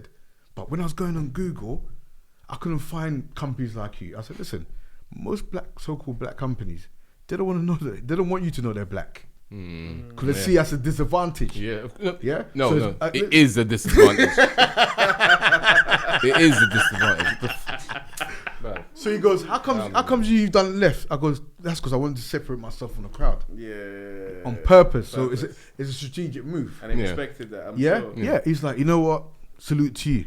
Because that's why a Google or a KPMG or whoever will approach us. Because we made ourselves so distinct. Yeah? You see when they killed George Floyd, right? No word of a lie. Like ordinarily, we'd be lucky to get 15 quid donations a year. Like most of the money we make is from services we deliver and get paid for, right? See that week for the ordinary person. He's not saying £15. Okay. Check this out. So George was killed within a week. With all everything was going on, obviously people were going to Google, putting in black organizations, black charities, Our donations went through the roof. Went instantly. You know why? Because of what they were putting into the search engine. Which is deemed to be non-beneficial. But all of a sudden, because we create that niche, that lane, we kept on popping up. One morning I woke up, literally from when I woke up about 7 a.m. till the evening, constant donations. 5 here, 10 there, score here, whatever. Over a whole period of a day. Right? Where previously, we'd be lucky, like I said, to get 15 quid. A year. You understand? So what I'm basically saying is that this is where you leverage your blackness for success. Because people don't know how to do it, most people try to suppress that. You know, because they see it as like Agyeman was saying, they see us as, it's non-beneficial. They don't do them any favors. It's not doing It's not that, like I said, would you say it's more the leveraging? It's kind of like getting what you're owed anyway. You know what I'm saying? Yeah, that's a whole different argument. But if you don't feel like, if you don't feel like you are, I don't feel like people know how to leverage. If they feel like they're doing a bad thing, a lot of this is research and knowledge. Yeah. See like Barclays and Lloyds, yeah? Yeah. They've openly said that they came about off the back of the slave trade. Mm-hmm. So they've got these pots. They're saying, look, we're willing to almost like pay compensation for whatever we've done in the past. For slaves. Yeah. Now, if you're not aware of that information, how do you know whether to hit up Barclays or Lloyds to get some of that? There you go. Some of that paper. I'm not aware. And see, this well, there you go. See what I'm saying? So a lot. See, when I started my organisation, I spent a lot of my time in the library. Yeah. I'll give you a real. This is a real story, right? One of my proper boys, he used to call me. He had a routine, right? Obviously, I would either be in the library or in the gym, whatever else. You understand? Just sending the foundation for the organisation. I remember he called me one day and I was in the library. And he goes, listen, Enz, you might as well just sleep in that bloody library. You always in there. Why are you always in that bloody library? You see, within the hour of that conversation, he was locked up. Wow. Yeah? And he got a long stretch, but he's out now, right? And now he's come. That was time for you though, isn't it? But now, he spent that time basically learning what I was doing, and now he's on board. He's on side. Big. But you see the irony of that. So even though it's a joke and jest, whatever, it took you to go to jail to come back on side. And he was probably the library guy in jail. Listen, so when you taking a mick, and I was there doing the research foundation from what I was doing. Do you understand? Yeah. So. Anyway, but everything happens for a reason. So now he's obviously on side. It was for both of you. Yeah, and a lot of stuff he learned while he was locked up was very, very powerful. 100%. Very, very powerful. Is going to be very useful. How do you learn it? For what we do, In the library, innit? That's the irony. Yeah. That's the irony. The joke's on him, but he's happy the joke's on him. Yeah, because listen, I wasn't in that library for the library's sake. You understand? There's a many things I could be doing. I could be doing what he was doing.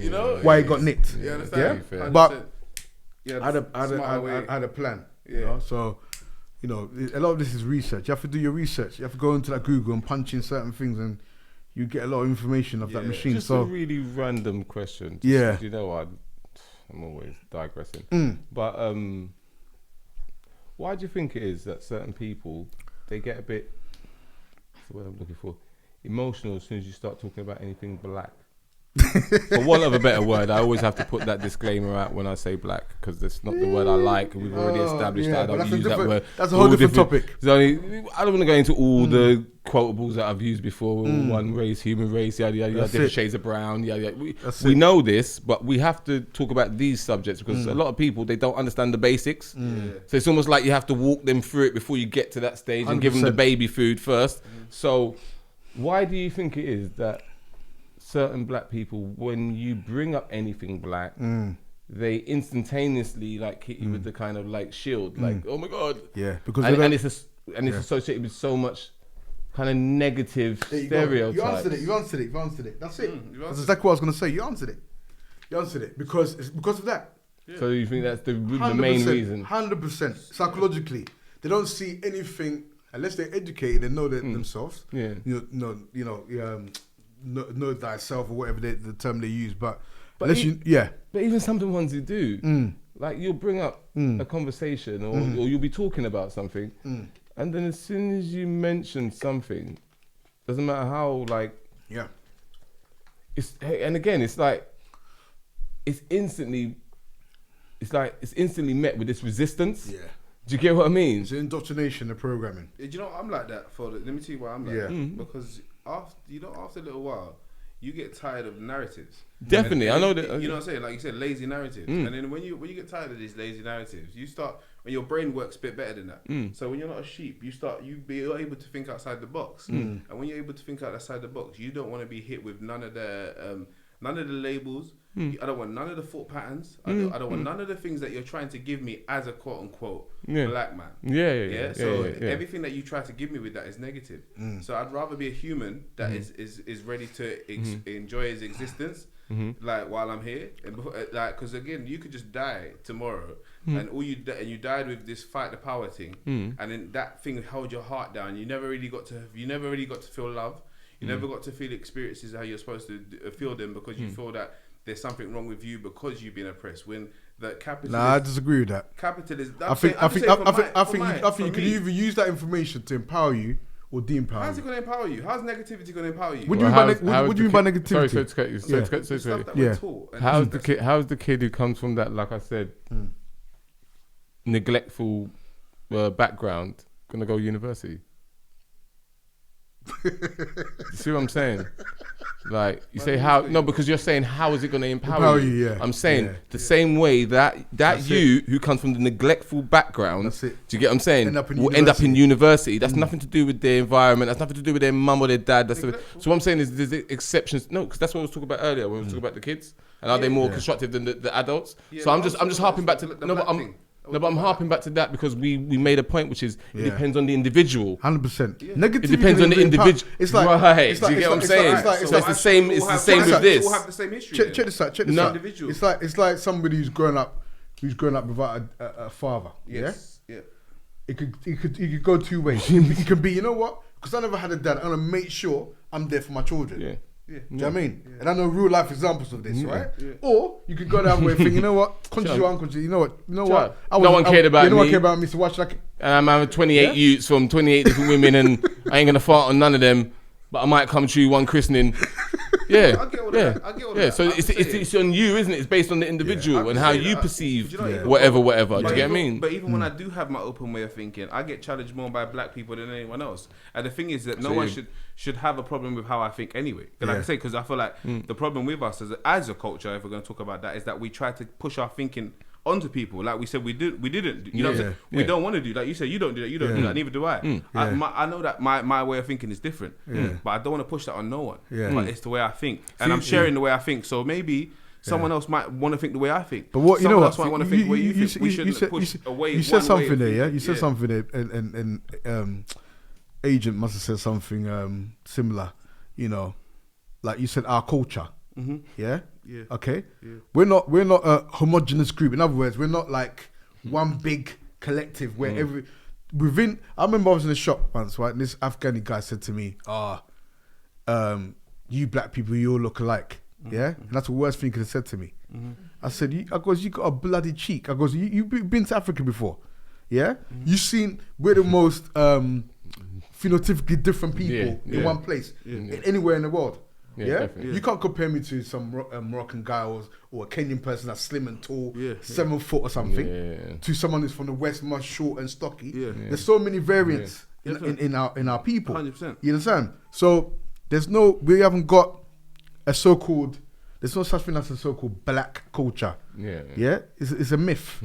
Yeah. There's so many, even within. No, but I feel like I love my loaded questions. Worldwide. It brings out all my points in the end. But, you know, culture. I get there in the end. The gold's there. It's there somewhere. Yeah. You know what I mean? Like I say, culture is quite a broad statement. But when we're talking if we're talking within London, we have a black culture. Is it? Okay. Yeah. As in we have similar places we rave. Similar places we eat, you know what I mean? Similar things that we do that match each other. But that's the subculture, man. That's the subculture. Yeah, even if it's a subculture. But the subculture ain't the reality. I'm saying in Birmingham, the subculture ain't the reality. In Birmingham, they have a different black culture. I'm saying even look. Yeah, no, and they have a subculture up there, but their subculture ain't the reality. You've answered your own question. Yeah. You said in Birmingham they have their own thing up there. Yeah. But we're all the same so-called black people living in the same island, isn't it? But in Birmingham they have their own.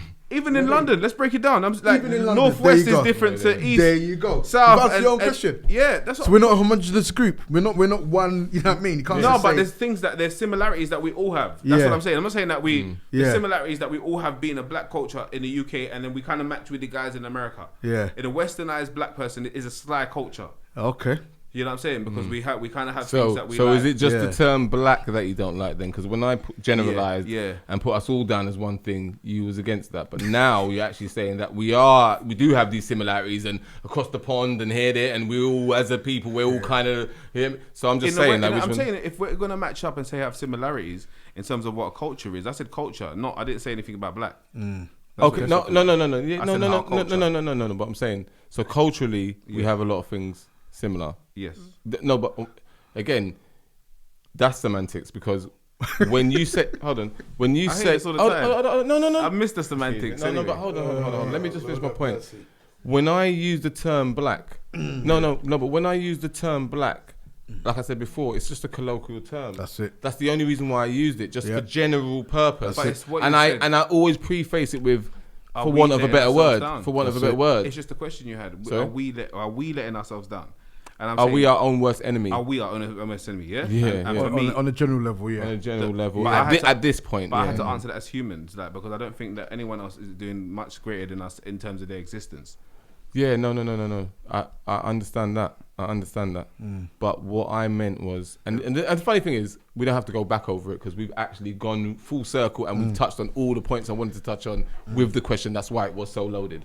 But that's maybe it is the black. Yeah, maybe it is the black term that I don't like.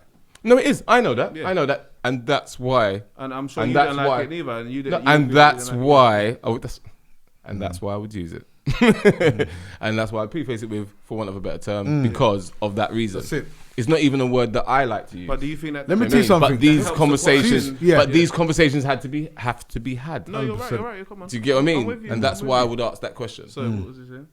I said, you know what? You have to understand. They see the level of what we're talking about. It will go over a lot of people's heads. They think, why are these guys even talking about this? Why is it an issue to be called black? Do you know what I mean? They're not looking on a deeper level that we're looking at. So you have to be aware of that as well. Do you know what I mean? Someone man can give you a title, they can give you everything else. Yeah, it's like my business, right? And it's become more prevalent now. The word BAME, BAME and all these things. It's a nonsense. But you know what? The reason why we kept using it on our platforms, whatever, is that the person that's dropping you that money, the contract, that's the term that they use. Yeah, I know. That's what I'm saying. You see what I'm saying? So you can't get sometimes you can't get emotional about the, do you know, it's just when we take it on. Like, you got the word urban. Yeah. And then what smacks it is urban is supposed to be looked at as like the, the streets, right? Yeah. And then you've got suburban. And sub usually means the underneath version of something, innit? Not the better version of something, innit? You know what I mean? But suburban is richer than the. It's called coded language. That's what I'm saying. IC3 and all that, you know. No, that's what I'm saying. There's loads of words that are thrown, and within time you realise that noticing which words are used in certain ways and watching which words used certain ways can help you to unlock different thought patterns. 110%. Yeah, we're doing some real science here, but yeah. And the thing that. This is what I'm saying. This is why it's the draw out, because to be totally honest, like I said, we would never really be having these conversations in front of a camera. To be totally honest. 100%. But that's why they're important. 100%. Do you get what I mean? And to be totally honest, like I said, that's why I will be drawing everybody out to have similar conversations. 100%. And again, like I say, we use race as a bait almost for certain conversations. And the reason why is because it's at the forefront of people's minds. Do you get what I mean? Definitely. But they don't understand race as a concept. Nah. Do you see what I mean? Which is what I've found. A lot of people don't understand race as a concept. Yeah. So because of that, you have to start from the beginning. Yeah. Do you get what I'm saying? You can't just jump straight into it and go, blah, blah, blah. Because a lot of people don't even understand all of that. Do you know what I mean? So you have to kind of go right to the beginning and just work that, step them through it step by step. Do you get what I mean? The beginning is one race. It's one human race. 100%. It's a social construct. Yeah. The whole race thing is false. It's based on a false narrative. Exactly. Yeah, but a lot of people don't understand that. But that's what I say to you. Like, we can change our whole. You can't, like, if you have a child with someone of a different race, and then by the time you have it, and that child decides to have a child of the other race again, and by the time you know, your grandchild's a totally different race, 100%. but they're of your bloodline. So where does where's the concept of bloodline and race? Where that to me, that's very jumbled up as well. Do you know what I'm saying? Because bloodline is a very big concept when it comes to. But it depends who you're talking to and who you're dealing with. Because some people still work along them lines. You can see that with the royal family and 100%. certain people and blah blah blah. Do you get what I mean? So 100%. certain people still work, and even if you go to Africa and certain places, people still work upon them lines. Do you get what I mean? So it never went anywhere. Go to China, go to certain places. And racism is a concept for the poor because the rich don't deal with that concept. Are you sure? Ooh, I don't know about that. I feel like, you know, like Are you sure about that, mate? I don't know about that. I don't know about that. I don't know about the rich over the years, when they go and see the king of Africa, they still have to bow down. Yeah. The royal family here have to bow down in Africa when they come into the king, and even when the king comes here, there are no certain things that you know the older person doesn't know. That's what it is. Yeah, I'm just saying. From back in the day when there's supposed to be certain racist things supposed to go on, the people of the riches of all of these countries, they liaised and they talk and they're all part of conversation. When the people that were rich, that they obviously if you was a king of Egypt or whatever, how did the Meghan situation come about then? If they have the overstanding of this, you know, this non-racial thing, how did that come about? How did they have that issue? Because it was planned. It's all planned. What was you know planned? What I mean? It's all part of the plan. Plus, Harry's dad is George. You know what I mean? What's his name? Harry. What's his name? For God's sake, hey, be careful, you know. Hey, man, trying to draw me out for real, you know. I mean, this is supposed to be en route to clarity, man. We're trying to. You Google Harry or just Google James. I'm Hewitt supposed to be en route to clarity, bro. Man. And this is the clarity I'm giving them. Yeah, James Hewitt is Harry's dad, so they let certain things slide. You know what I mean? Disclaimer, mate. I ain't gonna do this, mate. Like I said, hey, he can say all that stuff. He's not on camera, mate. I don't even know. Exactly, but just Google James Hewitt and you see Harry come up. Yeah, that's cool. That's all lovely. But yeah, I mean, look. You know what? It's deeper than what. Look, how many people know that they've got an African bloodline? That's what I'm saying. That's why we even went into it. Know? Yeah. Yeah. So yeah, we can go into it. And that's what I do know that. That's what I'm saying. But at the same time, that's what I'm saying. In terms of people accepting that it is the same people that have the African bloodline. Yeah, but again, like I say, sometimes you can't go too far into the argument. It's true. And you got to start from the beginning. Start from the beginning with the basics. Do you get what I mean? Because again, but in you the cannot media, assume the media is upon not the basics. So no, the media we're not talking about the media, but Mm. that's why we're having the conversation, because we don't listen to the media and what they're feeding us. We're having the conversation right here, right now, in real time. Just what I'm saying, so people can get. Don't get me wrong. And by the way, we're not saying that our opinions are the only one that's valid, or you know what I mean. Like you can't think some other type of way, because again, like I said, we all agree, but we're all coming from it from different angles. You see the whole thing with Piers Morgan, you know, like the fact that there's a story with Piers Morgan, he took her out for dinner and then he thought he was dropping her home, then she went to a shameen and then Harry was at the shameen and then Harry joined it down from there. That sounds like next day they were at candlelight dinner. Yeah, that's mad. That was swift. That was swift. It sounds like me when I was 19. It doesn't sound like it doesn't even sound like she went home. It doesn't even sound like she went home. It's like I met him at the club. Next day, candlelight dinner, and it was on and popping from there. I never left. Come on. He told me about Piers and the gutter media and what they done to his mum, and I just locked him off from there. I said, you know what, I'm not even dealing with my man again. Yeah, that's what it sounds like. I don't know. I wasn't there. I don't know. I'm just going by the rumours that I've heard, and you know. You sound a bit like Bridget Jones, you know what I mean, or Sex in the City. But again, either which way, he does sound slighted. You know what I mean? But. Anyway, I don't know how we got to Piers Morgan and James Hewitt and all sorts of stuff. We always digress. We're talking about bloodlines and we're talking about... No, I know what we're talking about. I'm just... But, man, it's an interesting conversation because it's what's going on. It's always going to be interesting conversations. It's just about how far we actually want to go with the conversation. Do you know what I'm saying? And like I said, we're supposed to be en route to clarity. Yeah. Although we are the draw out and we have been drawn out definitely today. I don't know. What are you saying? Anything else you want to touch on? Because I got a load more, but I don't know how. Do you know what I don't know how long they can stay with me, because you know the attention span of the of the public these days is not the longest. So you know what I mean. I don't want to stretch them out. Do you know what I mean? You lot go and watch podcasts similar to me, and you'll see how long they are and how long people are watching them for. Yeah, they love it. Because you get information from people that you'd never even get to talk to. Yeah, someone that started a foundation that's helping, and it's got 120. Is it 120% even make sense? Yeah, you know what I'm saying? Is that even, you know what I mean? Well, to be fair, overachievers. You know what I'm saying? Overachievers in the building. You know what I'm saying? There's overachievers in the house. Overachievers. And that's something, sorry to cut you, bro. That's another thing I want to touch on as well. like we're giving you our round of applause now, and that's why I brought you on to show our appreciation for what you do in the community. Do you know what I mean? Like I said, you're somebody who inspires me. Do you get what I'm saying? Just generally, do you get what I mean? Even I'm not going to talk about even what you say and what you do, and I'm just saying just generally, you inspire me. Your drive, you know what I mean? Your determination, even just like your belief in what you do and how you go about it. It's very inspiring. Do you know what I mean? Makes me get up off my ass. Do you get what I'm saying? And want to do my bit. Do you get what I mean? Not to say I wasn't, but makes me want to do it even more. You know what I mean? It gives you that, because sometimes when you're doing, I hate to even use the word, because unbeknownst to some people, I'm a modest guy. When you're doing work in the community, do you know what I'm saying? Especially when you're not really getting any kind of, because it's a bit like, women, don't take this the wrong way, it's a bit like being a dad. It's a job where you don't get a pat on the back. Yeah. Do you get what I mean? No one comes in and pats you on the back and says, well done, Dad. I really liked you going to work today. No one cares. Do you get what I'm saying? Do you get what I mean? Women live off of compliments, so we're always telling you to go and tell your mum that the dinner was nice, so that she feels all right. But you know what I mean. So when you're doing work in the community, it's a bit of a thankless task. Do you get what I mean? You're not going to get your roses. No one's going to come and say, well done. But we have to start. That's what which is why you're here. Which is why you're here. But what the point I was making is just that, just explain to people how hard it is to get, and again, see, old semantics over there is going to get me. But how hard it is to get our people to buy into anything positive. No, it is hard. It is hard. Do you know what I mean?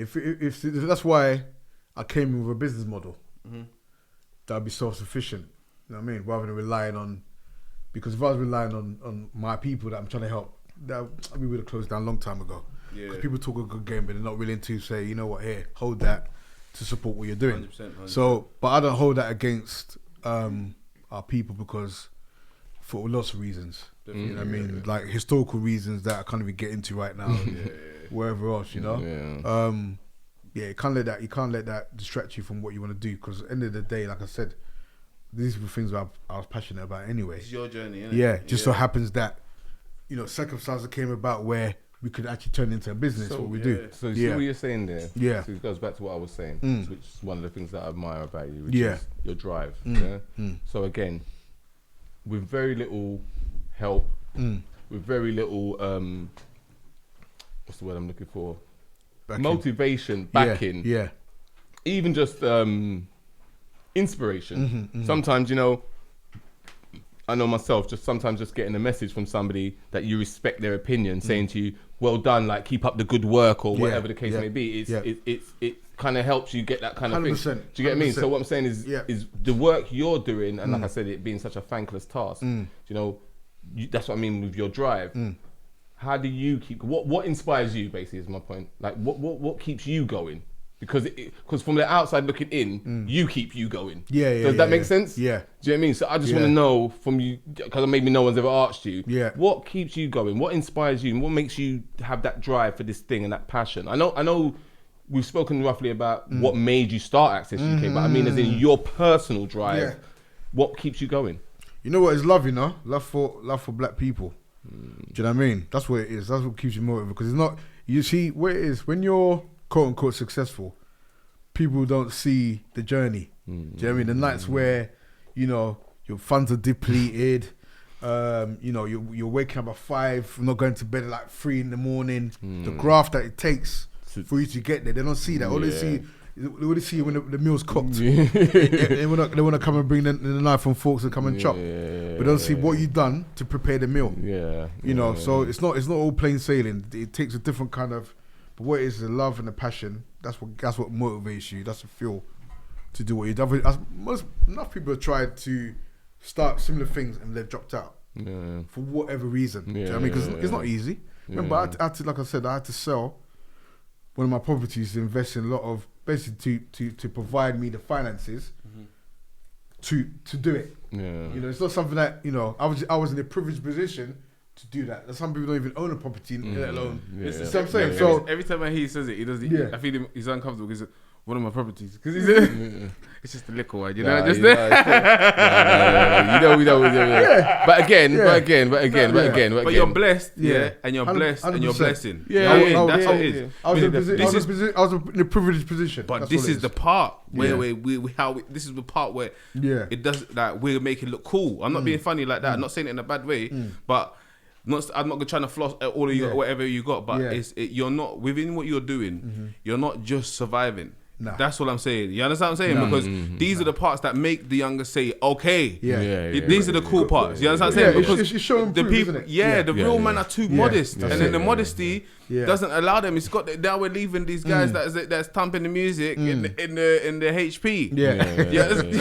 No, definitely. You understand what I'm saying? Definitely, that's why I'm a lot not of smoke and mirrors. But again, that's why the draw outside of this is very, very important because, like I said, a lot of people would not come and have a candid conversation in front of cameras. That's right. Do you know what I'm saying? Right. So, like I said, I'm very fortunate to be able to draw Nana out, for want of a better word, and get him in front of a camera to speak candidly. Do you see what I mean? Because, again, like I say, we don't hear enough from these type of people in our community.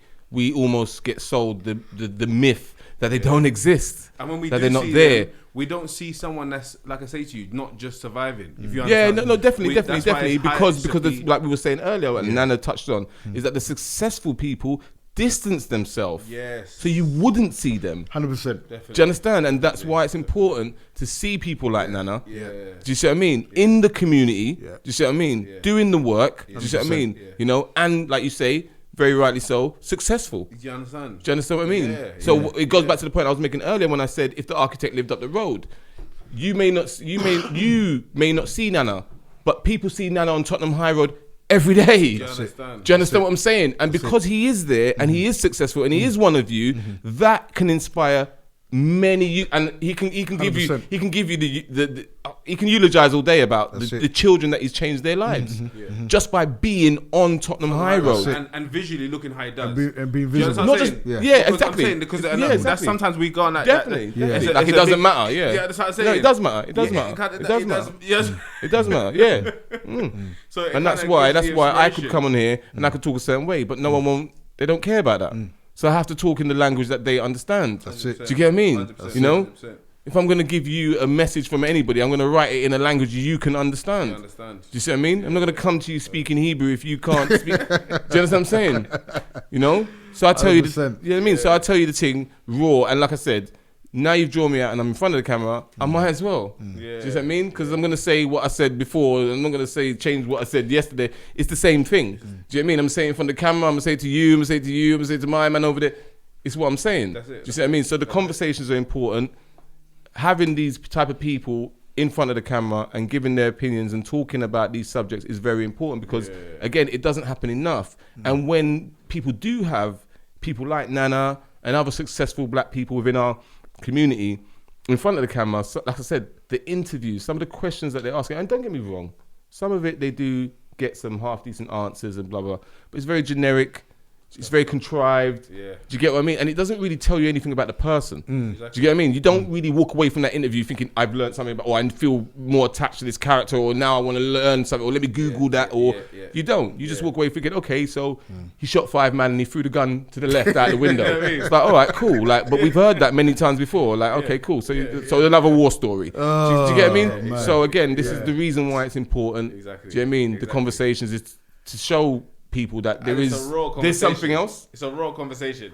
It's not. Well. Disclaimer. It's not 100% raw because there's obviously we're from a different generation, so we don't. There's not certain things we're not here to glamorize anything. Do you get what I mean? You will never get. It's just uncut and raw. You know, it's uncut and raw. But I mean by that is that even no, it's not. You know, like someone will get Nana on and say, "Oh, we want to talk about your financial journey," and so you're either on the business television show or you're on the show that's saying, "We want to know about your street life, and you're Nana Agyeman." And then man know about Nana Agyeman from back in the day. To be fair, when Nana get drawn out, it will be usually, "Hi Nana, we've got Nana Agyeman on the phone here. He's from Access UK. So Nana, tell me, what is the issues facing black youths with getting jobs?" So this is what I mean. Do you know what I mean? Yeah. So that's usually when he's getting drilled. That's usually the kind of questions he's being asked, that's like randomly. You know And by the way, he'll start answering the question, and then they'll start trying to cut him off because he's getting too deep into the thing. And then by the second question, they're like, "Okay, well, that was Nana Agyeman.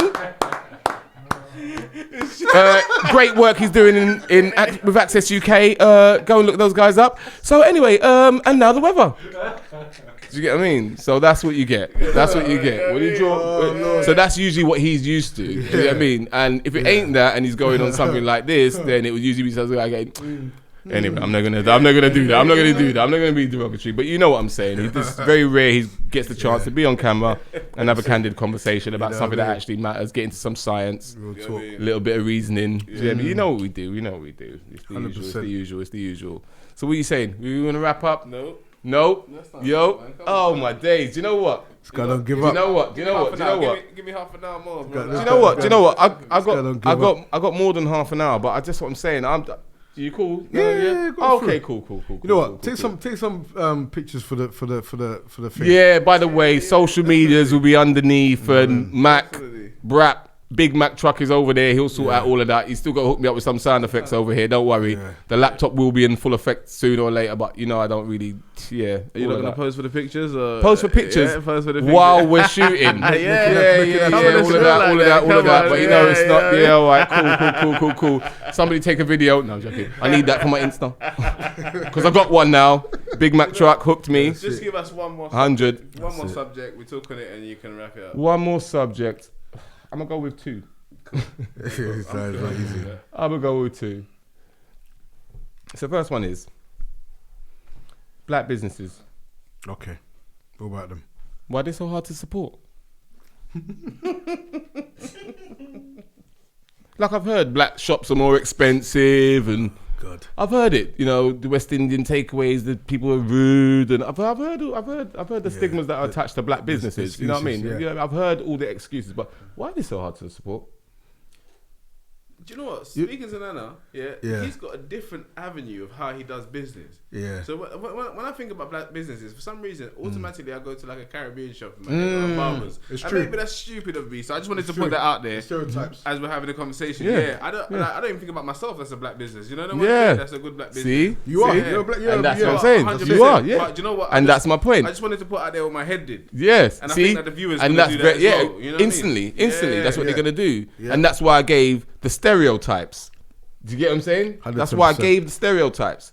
Because that is what you will hear constantly. But like you said, you're a black business. That's it. Your customer service is in that way. That's it. That's it. So why is this stigma attached to black businesses, and why is it perpetuated by black people? There you go. That's a very, very loaded question. Sounds like very loaded. You know what, man? I'm taking these headphones off, man. Yeah. That goes back to your first question. This is what I'm here to do, bruv. I'm starting to get the hang of this. What's your then you speak about individual backgrounds, so I'm not gonna ask you, but just say that if you was, let's just say Jamaican right now, yeah. Let's say Jamaican restaurants, yeah. What people will have their stereotypical answer for that. People are rude and but exactly. Jamaican restaurants are doing very well. And to be totally Maybe honest, that's why they're rude. Do you understand? It makes no difference to the bottom line. No, I heard if they're not rude, the food's not good. Oh, okay. That's okay. Well, I've heard a whole load of stereotypes, a whole load of stuff.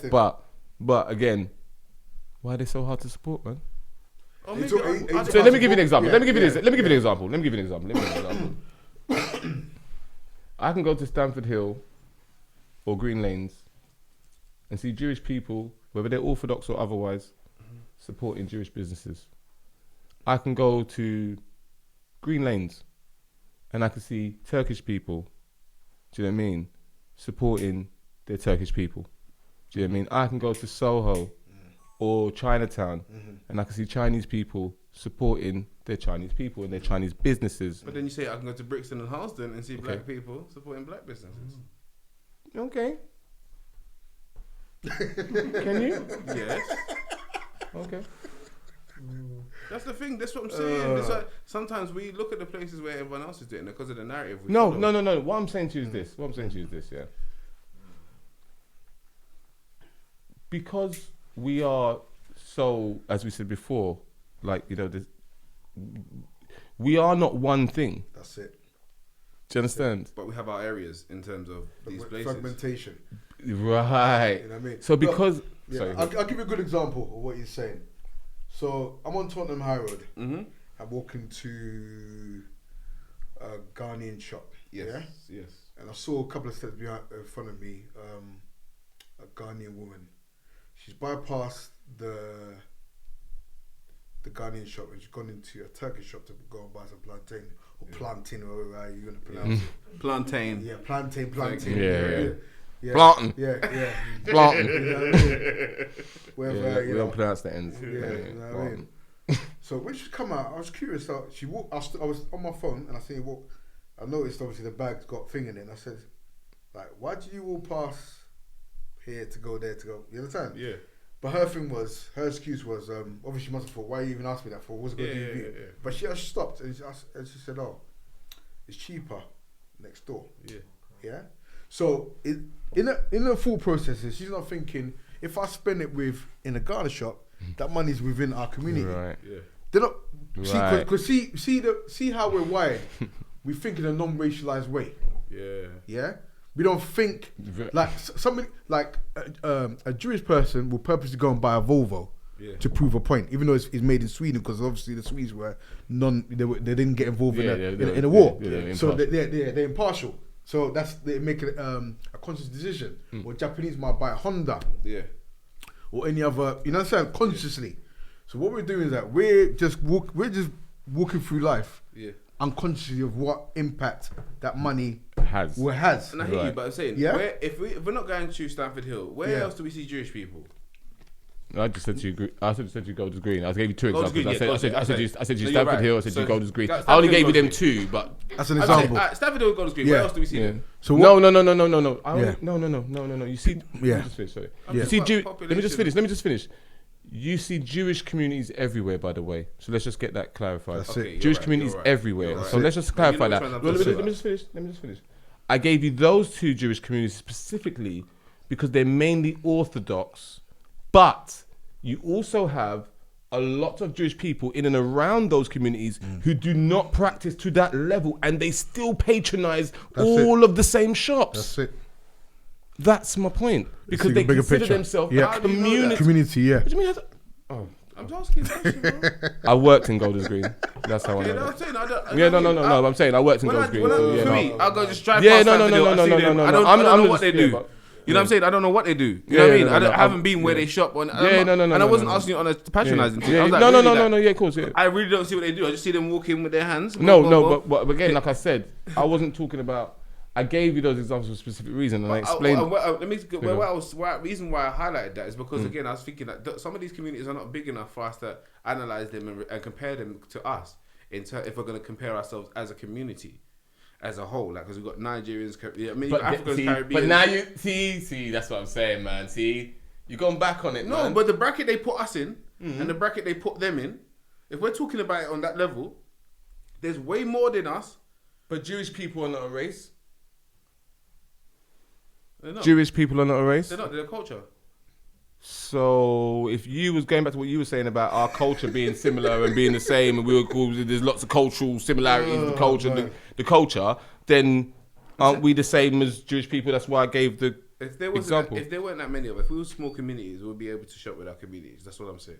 Yeah, but what I'm saying is you could be Jewish from Hungary, or you could be Jewish from Russia, or you could be Jewish from wherever. So when I'm using the colloquial term black, which I don't like to use, but the real Jews are black as well. What I'm saying is, if I'm going to use the colloquial term, which is black, which I don't like to use, but I'm going to, if I use that term, then you know that I'm talking about a Nigerian, a Jamaican, you know that, just like somebody else who's non-black knows that, but they don't need to make the differentiation because you're all black. I'm saying if we're talking, you get it? They know that you're a derivative of an African. That's it. But so it means the same. But I'm not trying to go. I'll go deep into my semantics when I talk about Jews and blacks and all of that. I don't No. That's what I'm saying to you. I'm just talking about the level of how they, in terms of community. Like when you see us in lots of different places.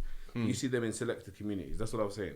You even know when you're again. You're talking about. That's why I gave the example. I'm going to go back. That's why I gave the example of those two places because they are viewed from the outside as a predominantly orthodox community.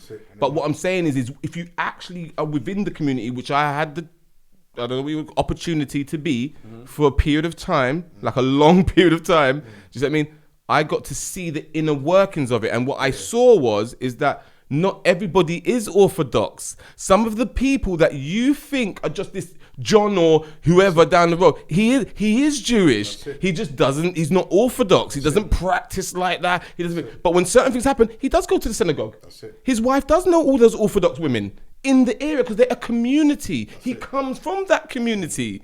His dad maybe still is orthodox or what. Do you understand what I'm saying? So what? And by the way, and they're all attached to a landmass, and they're all now attached to a landmass. So they have that thing. That's what I'm saying. So what I'm saying is, with us, on the other hand, do you get what I'm saying? We are. Huh? What haven't we got that they got?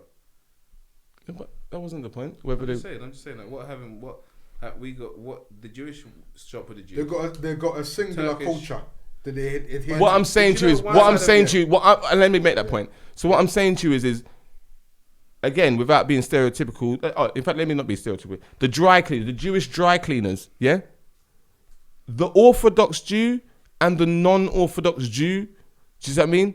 Will both frequent the same dry cleaners, bro. That's what I'm trying to say. Whether they're from Hungary, Russia, Czech Republic, it doesn't matter where their lineage is from, bloodline, where their family actually came from. Do you know what I mean? The fact that they're Jewish, they will patronize the same place because that's what binds them. That's what I'm trying to say. So what I'm saying is if we're looking at us as similar or what I'm saying is that we have the crossovers, like you said, we have the subculture, which we kind of crossed over and we kind of integrated to a degree because we're in the same place. And at that stage we had, like I've said before, a common enemy, for want of a better word. But since the delusion of inclusion, and we've actually bought into this, like, because remember, like we said earlier, like, you know, we don't look at it on racial terms. We don't. We really don't. That's it. But everybody looks at us on racial terms, which is my point. That's it. Do you understand? So when I'm saying, as black people, blah, blah, blah, blah, we instantly go, but we're not black, blah, blah, blah, blah. We get into all of that. But what I'm saying is, I'm not saying it because this is what I think. I'm saying this is how people view us. So we have to deal with the reality. It's not about whether we see it as... How people view us is the reality. No. That's their reality because that's their perspective. Exactly. Let me give you an example. So we have conversations all the time. That's why I prefaced, even when we started this conversation, I said, you know, even though we're going to talk on race, don't feel if you're non-black, you cannot get involved in the conversation or your opinion is not valid. Why did I preface the conversation with that? Because you know that people usually do that. Because I know people are going to get butthurt as soon as I start saying black anything, bro. Do you understand? That's the point. I have to give a disclaimer before I can even have just an adult conversation. This is what earlier you made a point about Jamaica v Africa. This is what, but really, there shouldn't be no distinction. That's what I'm saying. Do you understand what I'm saying? But we're making these provisions ourselves. We're putting these barriers up. Come on, man. Exactly. Which other people don't distinguish. That's what I'm saying. They don't distinguish. They don't do. They made that distinction. If we did more, you want to tell me your nationality? Cool. Yeah. Sometimes people you're the black guy. Sometimes people know more about history than us. They'll be like, you're like, it'll be like, where you from? The name is Ghanaian. Oh, you're from the tribe of, and you're like, right, they know more about it. That's not even from our culture. Yeah, but they studied us though, so they would know that. So they would know that. Yeah, that's what I'm saying. But my point is, when you walked in the room, until you told him your nationality or your tribe, he didn't give a fuck about that because you're the black guy first, bro. You're the black guy first. Who told you that? Bro, what? Sorry, who told you that? Who told me what? Bro, you're the black guy first. So why are you talking about why are you talking about black footballers? Why are you talking about black footballers? Who's talking about them? I forgot you don't watch football, innit? I forgot you don't watch football. All right, cool, man. Whatever, man. But like I say, I'm gonna hot you up all the time. He don't watch football. He'll wear a tracksuit. But he don't.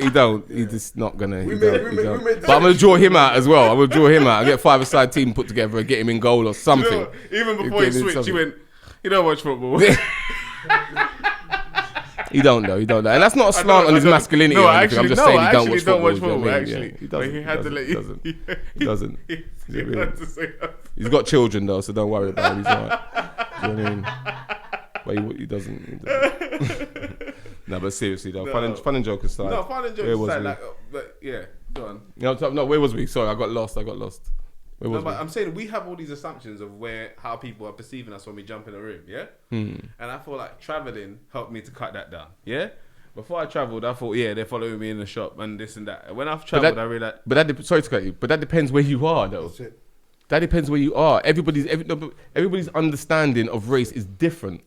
Depending on where you go. But if we was programmed to think that. No, we wasn't programmed to think that. We was living in a society where it was so. So it's relevant there. Where? And unless you haven't been outside of there, you wouldn't know that. Where? Well, in England, we're talking about England, but right? Where though? In England, generally. Where did you feel like that? Where was the first place you felt? Like what? You was a black man. In England? Where? What do you mean? Dude, man, this is what I'm saying. No, I'm saying, come on, man. We've got areas that are black. You know what I mean? I grew up in Tottenham, bruv. Yeah. I grew up in Tottenham, bruv. And when I was growing up in Tottenham, I knew I was black, bro. Yeah? I knew I was black, bro. When I'm knocking on man's door and then mum opens the door and says, he's not here, and I can see him at the top of the stairs, bro. And she's shutting the door in my face, bro. That's the story I was looking for. I know what you're looking for, but what I'm saying to you is, bro, even certain man's houses you've never been in. Yeah, and they'll say, "Oh yeah, he's coming down" or whatever, rah rah rah. Do you know what I mean? And then he'd come out with like three of your mates, and you'd be like, "Rah." So what? All four of you are in the yard, and look, now you're coming out because I've knocked on the door. Yeah, 100%. All right, cool, whatever, innit? And you just grow up. You know you're black, bro. You know you're black. What the fuck? Like, do you know when I grew up, bro? I grew up in the 80s, bro. I was black. Yeah. I knew that. I know that. Yeah, and that's what I'm saying. I was your black friend. But you're living. I was your black friend. I was alright. I was allowed to the birthday party. We're not in the 80s anymore. And I'll be in the picture. Yeah. You know the token black. I'm in the picture, the black guy. Yeah. That was me, bro. In the 80s. We've evolved from that. I don't know. It doesn't matter whether we've evolved from that, but you asked me. Sorry, Nana. You asked me when and where did I experience it. So now I've told you. What was the point of that question? You gave me the answer. No, but what was that leading to? Because I wanted to know the actual time where you felt, you know, like, cause a lot of things are generalized. So some people that didn't go through those experiences still will share that feeling. Yeah, but I'm not one of them dudes. I didn't say you was. I'm telling you right now. No, I'm not. I'm saying I'm not one of those people. I'm telling you right now, it was apparent growing up what I was. And by the way, what's really crazy about that is that growing up, everybody made it apparent.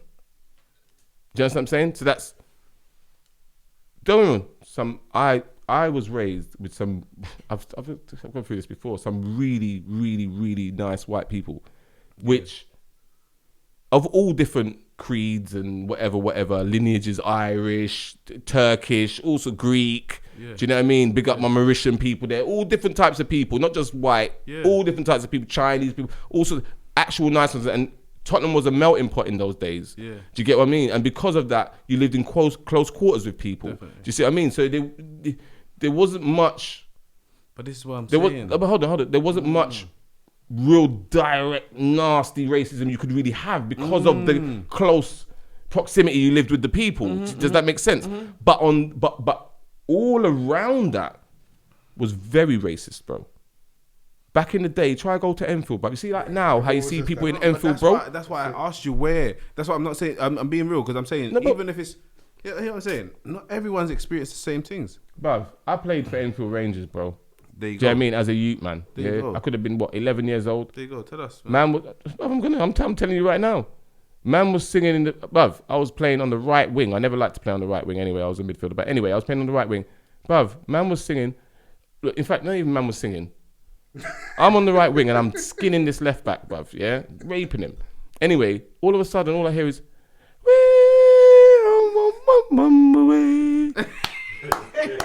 So I can hear it in the background, but I'm thinking, nah, man. So I'm just trying to do my thing. In the jungle, the mighty jungle. I'm thinking, the fuck? Bruv, this is adults, bruv. This is man's dads and that, you know? It's not no kids, you know? Bruv, straight away, straight away. Like I lost my cool, innit? I'm gone now, innit? I'm just, because I, being from how my natural reaction is, like, do you get what I'm saying? 100%. So obviously I get myself sent off. Yeah. Do you understand what I'm saying? Because my natural is that I just want to come off the pitch now. Do you get what I'm saying? And do what really needs to be done here, because this is not just, bruv, every time I touch the ball, bruv, that's all you heard in the background.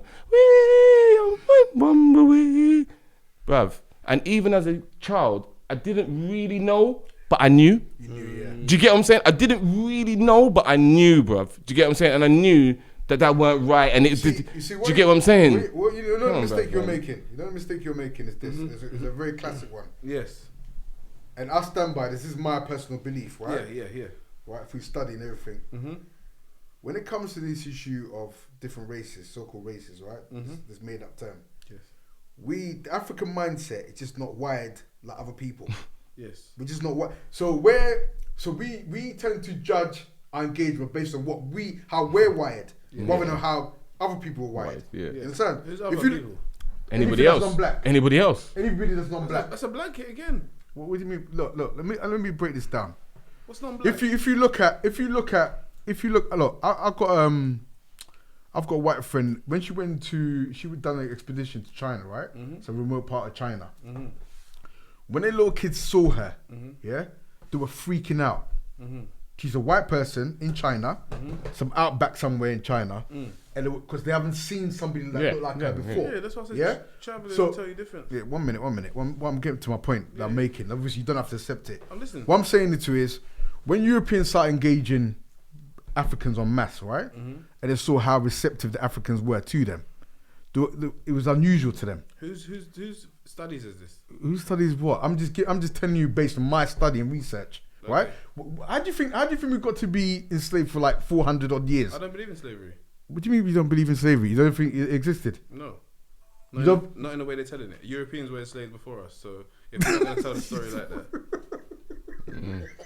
But again, it's cool. This is how black people react. Because Lord have mercy. When I tell you the real history is that they enslaved other Europeans were enslaved more than us. Oh, okay. The word slave comes from Slovakia. And where can you Slavs?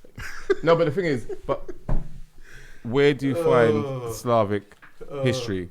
From what time frame are you talking about here? See, because that's what I'm saying. People, this is what I'm saying. Sometimes people conflate issues, and that's the reason for this kind of discourse. Just go off. Do you get what I'm saying? That's the reason for this kind of discourse. Is because sometimes people conflate issues. Yeah. Do you get what I mean? What I'm saying is that the Africans were very hospitable in terms of like. No. Let's just crack on that point, because a lot of people say that. No, a lot of people say that. Oh, the Slovaks and it means slave and rah rah rah.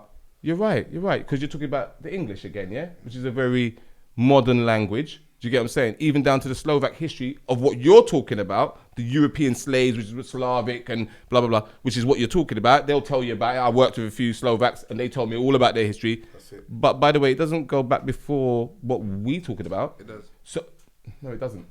And that's a fact. But you cannot say it doesn't.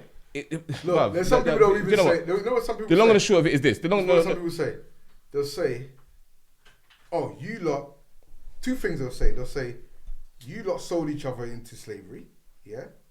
Or you had your own, you enslaved your own people within Africa. It's a story. Sorry? It's a story. What's the story? Kunta Kinte. What about Kunta Kinte? What about him? It's a story. No, listen. Look, forget whether it's a story or not. Have you heard that narrative before? Africans sold each other. I've heard all those narratives. Yeah, thank you very much. But they're all lies. They are all lies. Yeah. But what I'm saying is there. And there's people that believe in it. That's Look, right. I was in a barber shop. Listen, 1 minute. I was in a barber shop, right? Many years ago. Yeah. And my West Indian barber or Caribbean barber come up with that narrative about, you lot sold us to I heard that as well before. Yeah? Right. And I destroyed that whole thing. Completely. Yeah, definitely. Right? But what I'm saying is you have to know, look, you see right now in Ghana, right? Yeah. One of our properties in Ghana, they call it the boys' quarters. Yeah, all right. Boys' quarters is obviously your quote unquote servants or maids, whatever, that live within the compound. Yeah.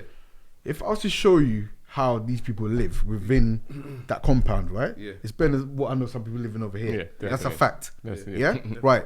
The difference is this: we've always had that system. We've had that system in F, where you have servants, maids, and house help and whatever. Servitude. But there's a big difference. Okay, cool. Yeah. There's a big difference between servitude and chattel slavery. 100%. Yeah. That's what they don't tell you. So they conflate issues. Conflate issues. Also, this is what I'm saying. Who else was slaved? So if the Bureau, like I said, they don't tell you who else was slaves, which other countries were slaved, and which other people were enslaved. They don't, like I said to you, history is based on your wins. They don't tell you that Iceland beat England back in the day and whooped England's ass, because that's not the history they want you to know. Okay. Because they don't celebrate that, because that's where we are. Right. But if we go to Iceland children will know that they defeated England and all of these different stories. You know what I'm saying? So when these people are saying, "Oh, you sold your own people into slavery," division for us again. Yeah. What I'm saying is, because in the Caribbean there was black people there already.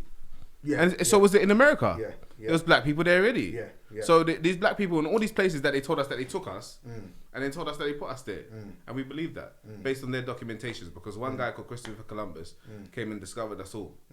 But there's the two things can coexist though. Like, you can look. It's not contradict each other. Okay. So black people, look. Let's for the audience. Let's listen to it carefully. Just going back to the point you made about there's only one human race, which is true. I agree with you. Right? Yeah. 50,000 years ago, there was only one so-called race on the earth. Yes, right? Yeah. White people say this as well. This is not just me saying it. Yeah. This is something that they know themselves. Yeah. So 50,000 years ago, there was only one so-called race on the earth. Yeah. That was the African. Yeah. Okay. The so-called black man. So over a process of mutations and whatever, other people, so-called races, appeared on the family tree. Okay. Yeah, on a map. Yeah. You understand? Yeah. So like I said, I've kind of missed my point I was trying to make. The point is, there are.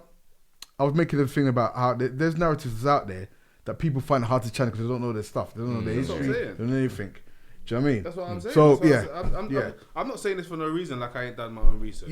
No. I don't put my own knowledge towards it. But again, we're following lazy narratives, which Jay gave me that. Jay gave me that saying. Yeah. Lazy narratives. They're giving us lazy narratives. We're following them, no matter where we're from. Yeah. Yeah. It doesn't matter where we're from. We don't even research which part we're from and where the slaves got taken from our part. Yeah. I'm not saying that we shouldn't still fight for the slavery story, but I'm just like. But you see, that's where I sit in the middle of both. Is that I just look at it like, we now live in a world with no context and nuance. You get what I'm saying? So we just get blanket statements, as you were saying earlier, or we just get a narrative. Lazy do you get what I mean? Most of the time. Do you get what I'm saying? So there's no context applied to it. There's no nuance, because half the people don't have the information to even get that deep into the conversation. Do you understand what I'm saying? No, they don't. This is the thing. And that's where I stand. So I don't even say that my word is gospel. I'm just more wobbling the thing. I'm like, yo, hey. You have to understand, a lot of the stuff we're saying is new information to a lot of people. Yes, definitely. Yeah, it's new information. Definitely. Don't assume because you know it that a lot of people know it. No, I know. I like to just see. You know what I mean? I like other people. So you might sway me a different way. You know what I mean? It's a lot of the stuff we're talking about. But those narratives is what, again, within our households, those are the ones that are keeping us down. I believe that they are oppressing us. The narrative are oppressing us more than the people are. It depends who's. What's the narrative? No, but that's what I was going to say. The slavery narrative. No, but hold on, whoa. Sorry to cut you. But it depends on who's giving you the narrative. 110%. Do you know what I mean? No. It's been given the power. But this what. But let me just finish though, bro. That's what I'm saying. Sometimes you have to let me finish. It's the person or the people giving you the narrative. They're giving you the TV. Do you get me? See, keep going back to listen to what I just said. The person or people giving you the narrative. Yeah. So let me give you an example. Like I said, I didn't find out I was African when Black Panther came out, bro. Do you understand what I'm saying? When did you find out? When I was born into this thing. From I could understand what was going on, I knew what was going on. Do you understand? Your household was showing you.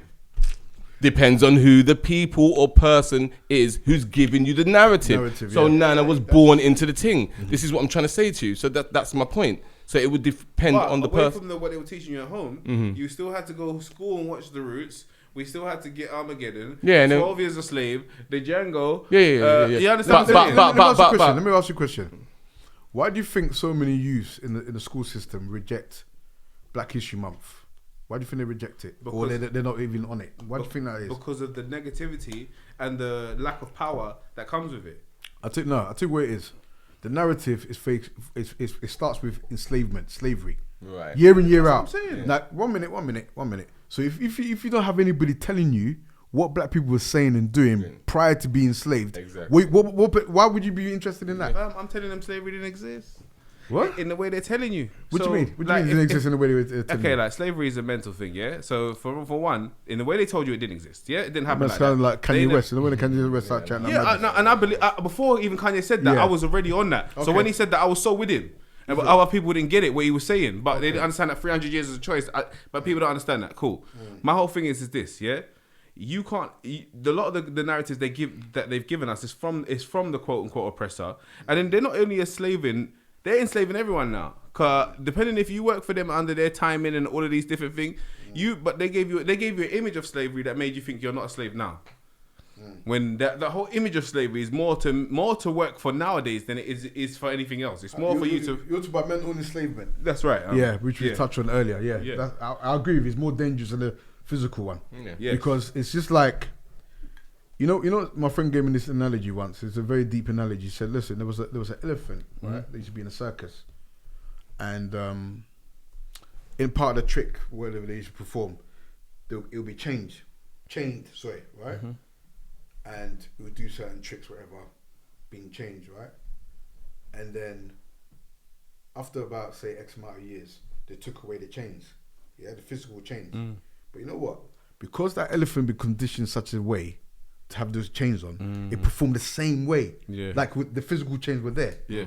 He said that's the condition of black people right now. Wow, that's so rude. And to understand? That's so rude. So just to add on to that, there's two other animal analogies you can give, which is the elephant, the same elephant. As a child, they're chained to the peg. So because they struggle, they can never get away from the peg. Even as an adult, you can chain them to the peg, even though now they're strong enough to just pull that peg out the floor, because they're so used to tugging at the peg. Now they're defeated. Yeah. So they just have the chain around their leg and they just stay there. Because as far as it's concerned, I can't get away. I understand that. You know, my whole thing is that all of that is nice, beautiful poetry. But poetry is real. I'm saying in terms of how real analogy. You know what I mean? Analogy. The poetry. I should have said analogy. Yeah. But at the same time, how your life is and what makes you enjoy your life has nothing to do with all of the things that they like. Again, if I put my life next to someone that's come up from the most high class family, I'm not gonna say that he's got a better life than me just because he came from the high class family. And because of all of these narratives, just assume that someone that's lived and come from just a posh background, that's had everything that he wants, and his family's generations of greatness, or whatever you want to call it. I don't know, like superiorness.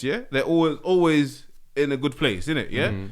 How that person's life is in comparison to my life is, depending on who I am as a person, doesn't mean that person's life is any better than mine. So when you base your success and your life and how your life quality, when you start looking at your life quality and the life quality of someone that may have come from those children, their children and your children, you start realizing they haven't got no benefits over us. Yeah, you see, the thing is that what you're talking about now is just basically how we view value. What we place value on, basically. You get what I mean? Yeah, which goes back to what I always talk about, which is the mindset and the culture. So again, we do place value on a lot of stuff that's not really relevant. Not relevant. Do you get what I mean? Doesn't really matter. Like on life quality. Life quality is the most. That's where your riches lie. But then again, like I say, we've been sold something which is capitalism. That's it. No, you're right. So because we've been sold capitalism and anti-capitalism and the whole consumer thing. Do you get what I mean? You know, we're fully in. Yeah, you know, so I know people. It's a powerful drug. I know people who, you know, would never think about going back to any country that they're from. Do you get what I mean? 100%. Just because they're sold on the buckets with the champagne bottles, with the sparklers, with the club and the stripper and the red bottoms and the AMG and the rah. So because they're so sold on all of that, and the worst thing is they've got all that stuff back home as well. That's the maddest thing. That's it. And to be fair, when they go home, they're flossing sick. They're flossing so sick when they go home. That's it. Do you get what I mean? That you can't even compare it to what they do over here. In fact, you look at them and you think, what are you doing here? That's it. You got all the connects over there. You got money. You could do. Why are you here? Do you get what I'm saying? No, like I said, sparklers in the bottle that's in the bucket on the table with a little rope. You get what I'm saying? Do you know what I mean? When me and my pals just sit and go, come up here, babe, like it. They can't. We're sold on the lifestyle. 110%. We're sold on the lifestyle because it's not about money. Yeah. That's another one of them lazy narratives that I always hear about the money. It's not about money. It's not about that. Man, spending money. We've got money. Yeah. That's not the issue. The poverty. There's, not to say there isn't poverty out there. There is poverty out there. But 100%. come on, man. Like, how many poor people you know who wear £120 trainers? You know what I'm saying? Huh? Yeah. All right, they might be beat out. You might have had them for a year and a half. Yeah. And you might need a new pair, but you've still got £120 trainers. And at some stage, you bought them. That's it. Do you know what I mean? Even if you got them on discount and you spend $89.99, that's still a hell of a lot of money to be spending on trainers. There's no poor people that I know that's buying Nike whatever it is. Do you get what I mean? 270s or what? I mean, who's doing that? And then when is what the poor stage people that do you know who doing that? And then that's got iPads. I just saying that. Yeah. When is the stage that we are where we are? You know, like if the narrative, say like for instance, the narrative in the 70s where we wasn't doing good. And then the narrative in the 80s we weren't doing good, 90s we weren't doing good, 90s we weren't doing good, and 2010 we weren't doing that. And then we're in 2021 and we're still holding the same narrative. Pretty much. But so we were just drifting there. But the point is, like I say, is that it is important that you acknowledge people for what they are and acknowledge the differences because there's beauty in the differences. Yeah. Do you understand? Definitely. Do you know what I mean? Definitely. You know, it doesn't mean that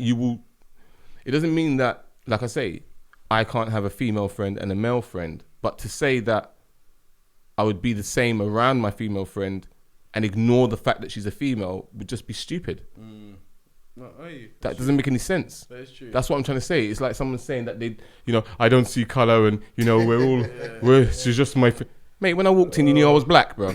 Like, you knew that, isn't it? It's not like being gay or whatever. I could, a lot of people hide. I'm just saying, like, you came in, I knew it was you. You know what I mean? And you came with a with a list of things. You know what I mean? You was black. You came with a Nike tracksuit. I knew that was. You know what I mean? Yeah. But my point is you start with. How do you start a description? Do you know what I mean? You start a description with the obvious. The trainers. Do you know what I mean? Who came in the room? She was a female. Do you know what I mean? No, it was a male. No, the description comes with your shoes. No, bro.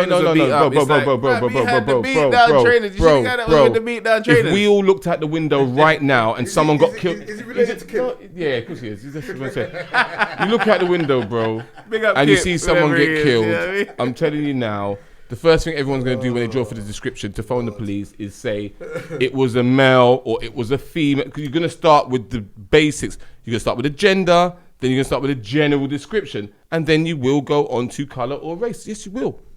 Because that's a part of the description. It's fact. It's a very poignant part of the description. Because if they had a hoodie on, it would be like, he had a Nike hoodie and some Nike trainers. Okay. Hey, hold on. But you look like a black guy. They're going to say that anyway. Hey, bruv. Let me tell you how bad it is. Let me tell you how bad it is. Let me tell you how bad it is, bruv. I've been in an office and I've had a man in 4 offices down say he heard shouting and it sounded like swearing, but he couldn't make out exactly what was said. You see, that's what happens when you work on the plantation. That's my point. Do you get what I'm saying? Yeah. So again, all right, let's get Nana home. Let's round this up. Yeah. We've exhausted the issue. So Nana, yes, sir. What are you saying about this whole conversation? What conversation? Hey, it's a big topics. Big. You know what I mean? What specifically are you talking about?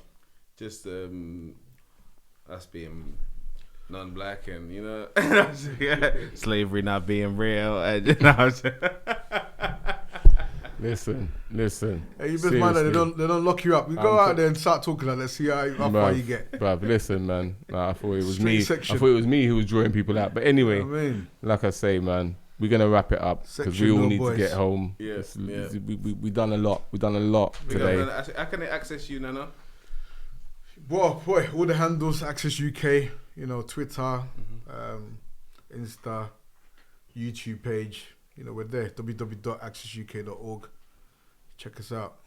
Pop down to the office, Tottenham High Road. Is the website the best place to go with and find everything? Yeah. We basically operate in Haringey, obviously Tottenham, Hackney and Brent. Those are the 3 key areas. But obviously with all this COVID stuff, and doing things virtually, you can access us from anywhere. We've done work now with like Germans, people in Holland. But you didn't even mention all like international access. Yeah, because obviously Access International. Zoom, Zoom and got, what else? The digital stuff. So we can reach anywhere now. You know what I'm saying? That's one of the benefits of this COVID thing, where we realize, okay, so with the tech, we can actually engage people in Bristol, Birmingham, etc.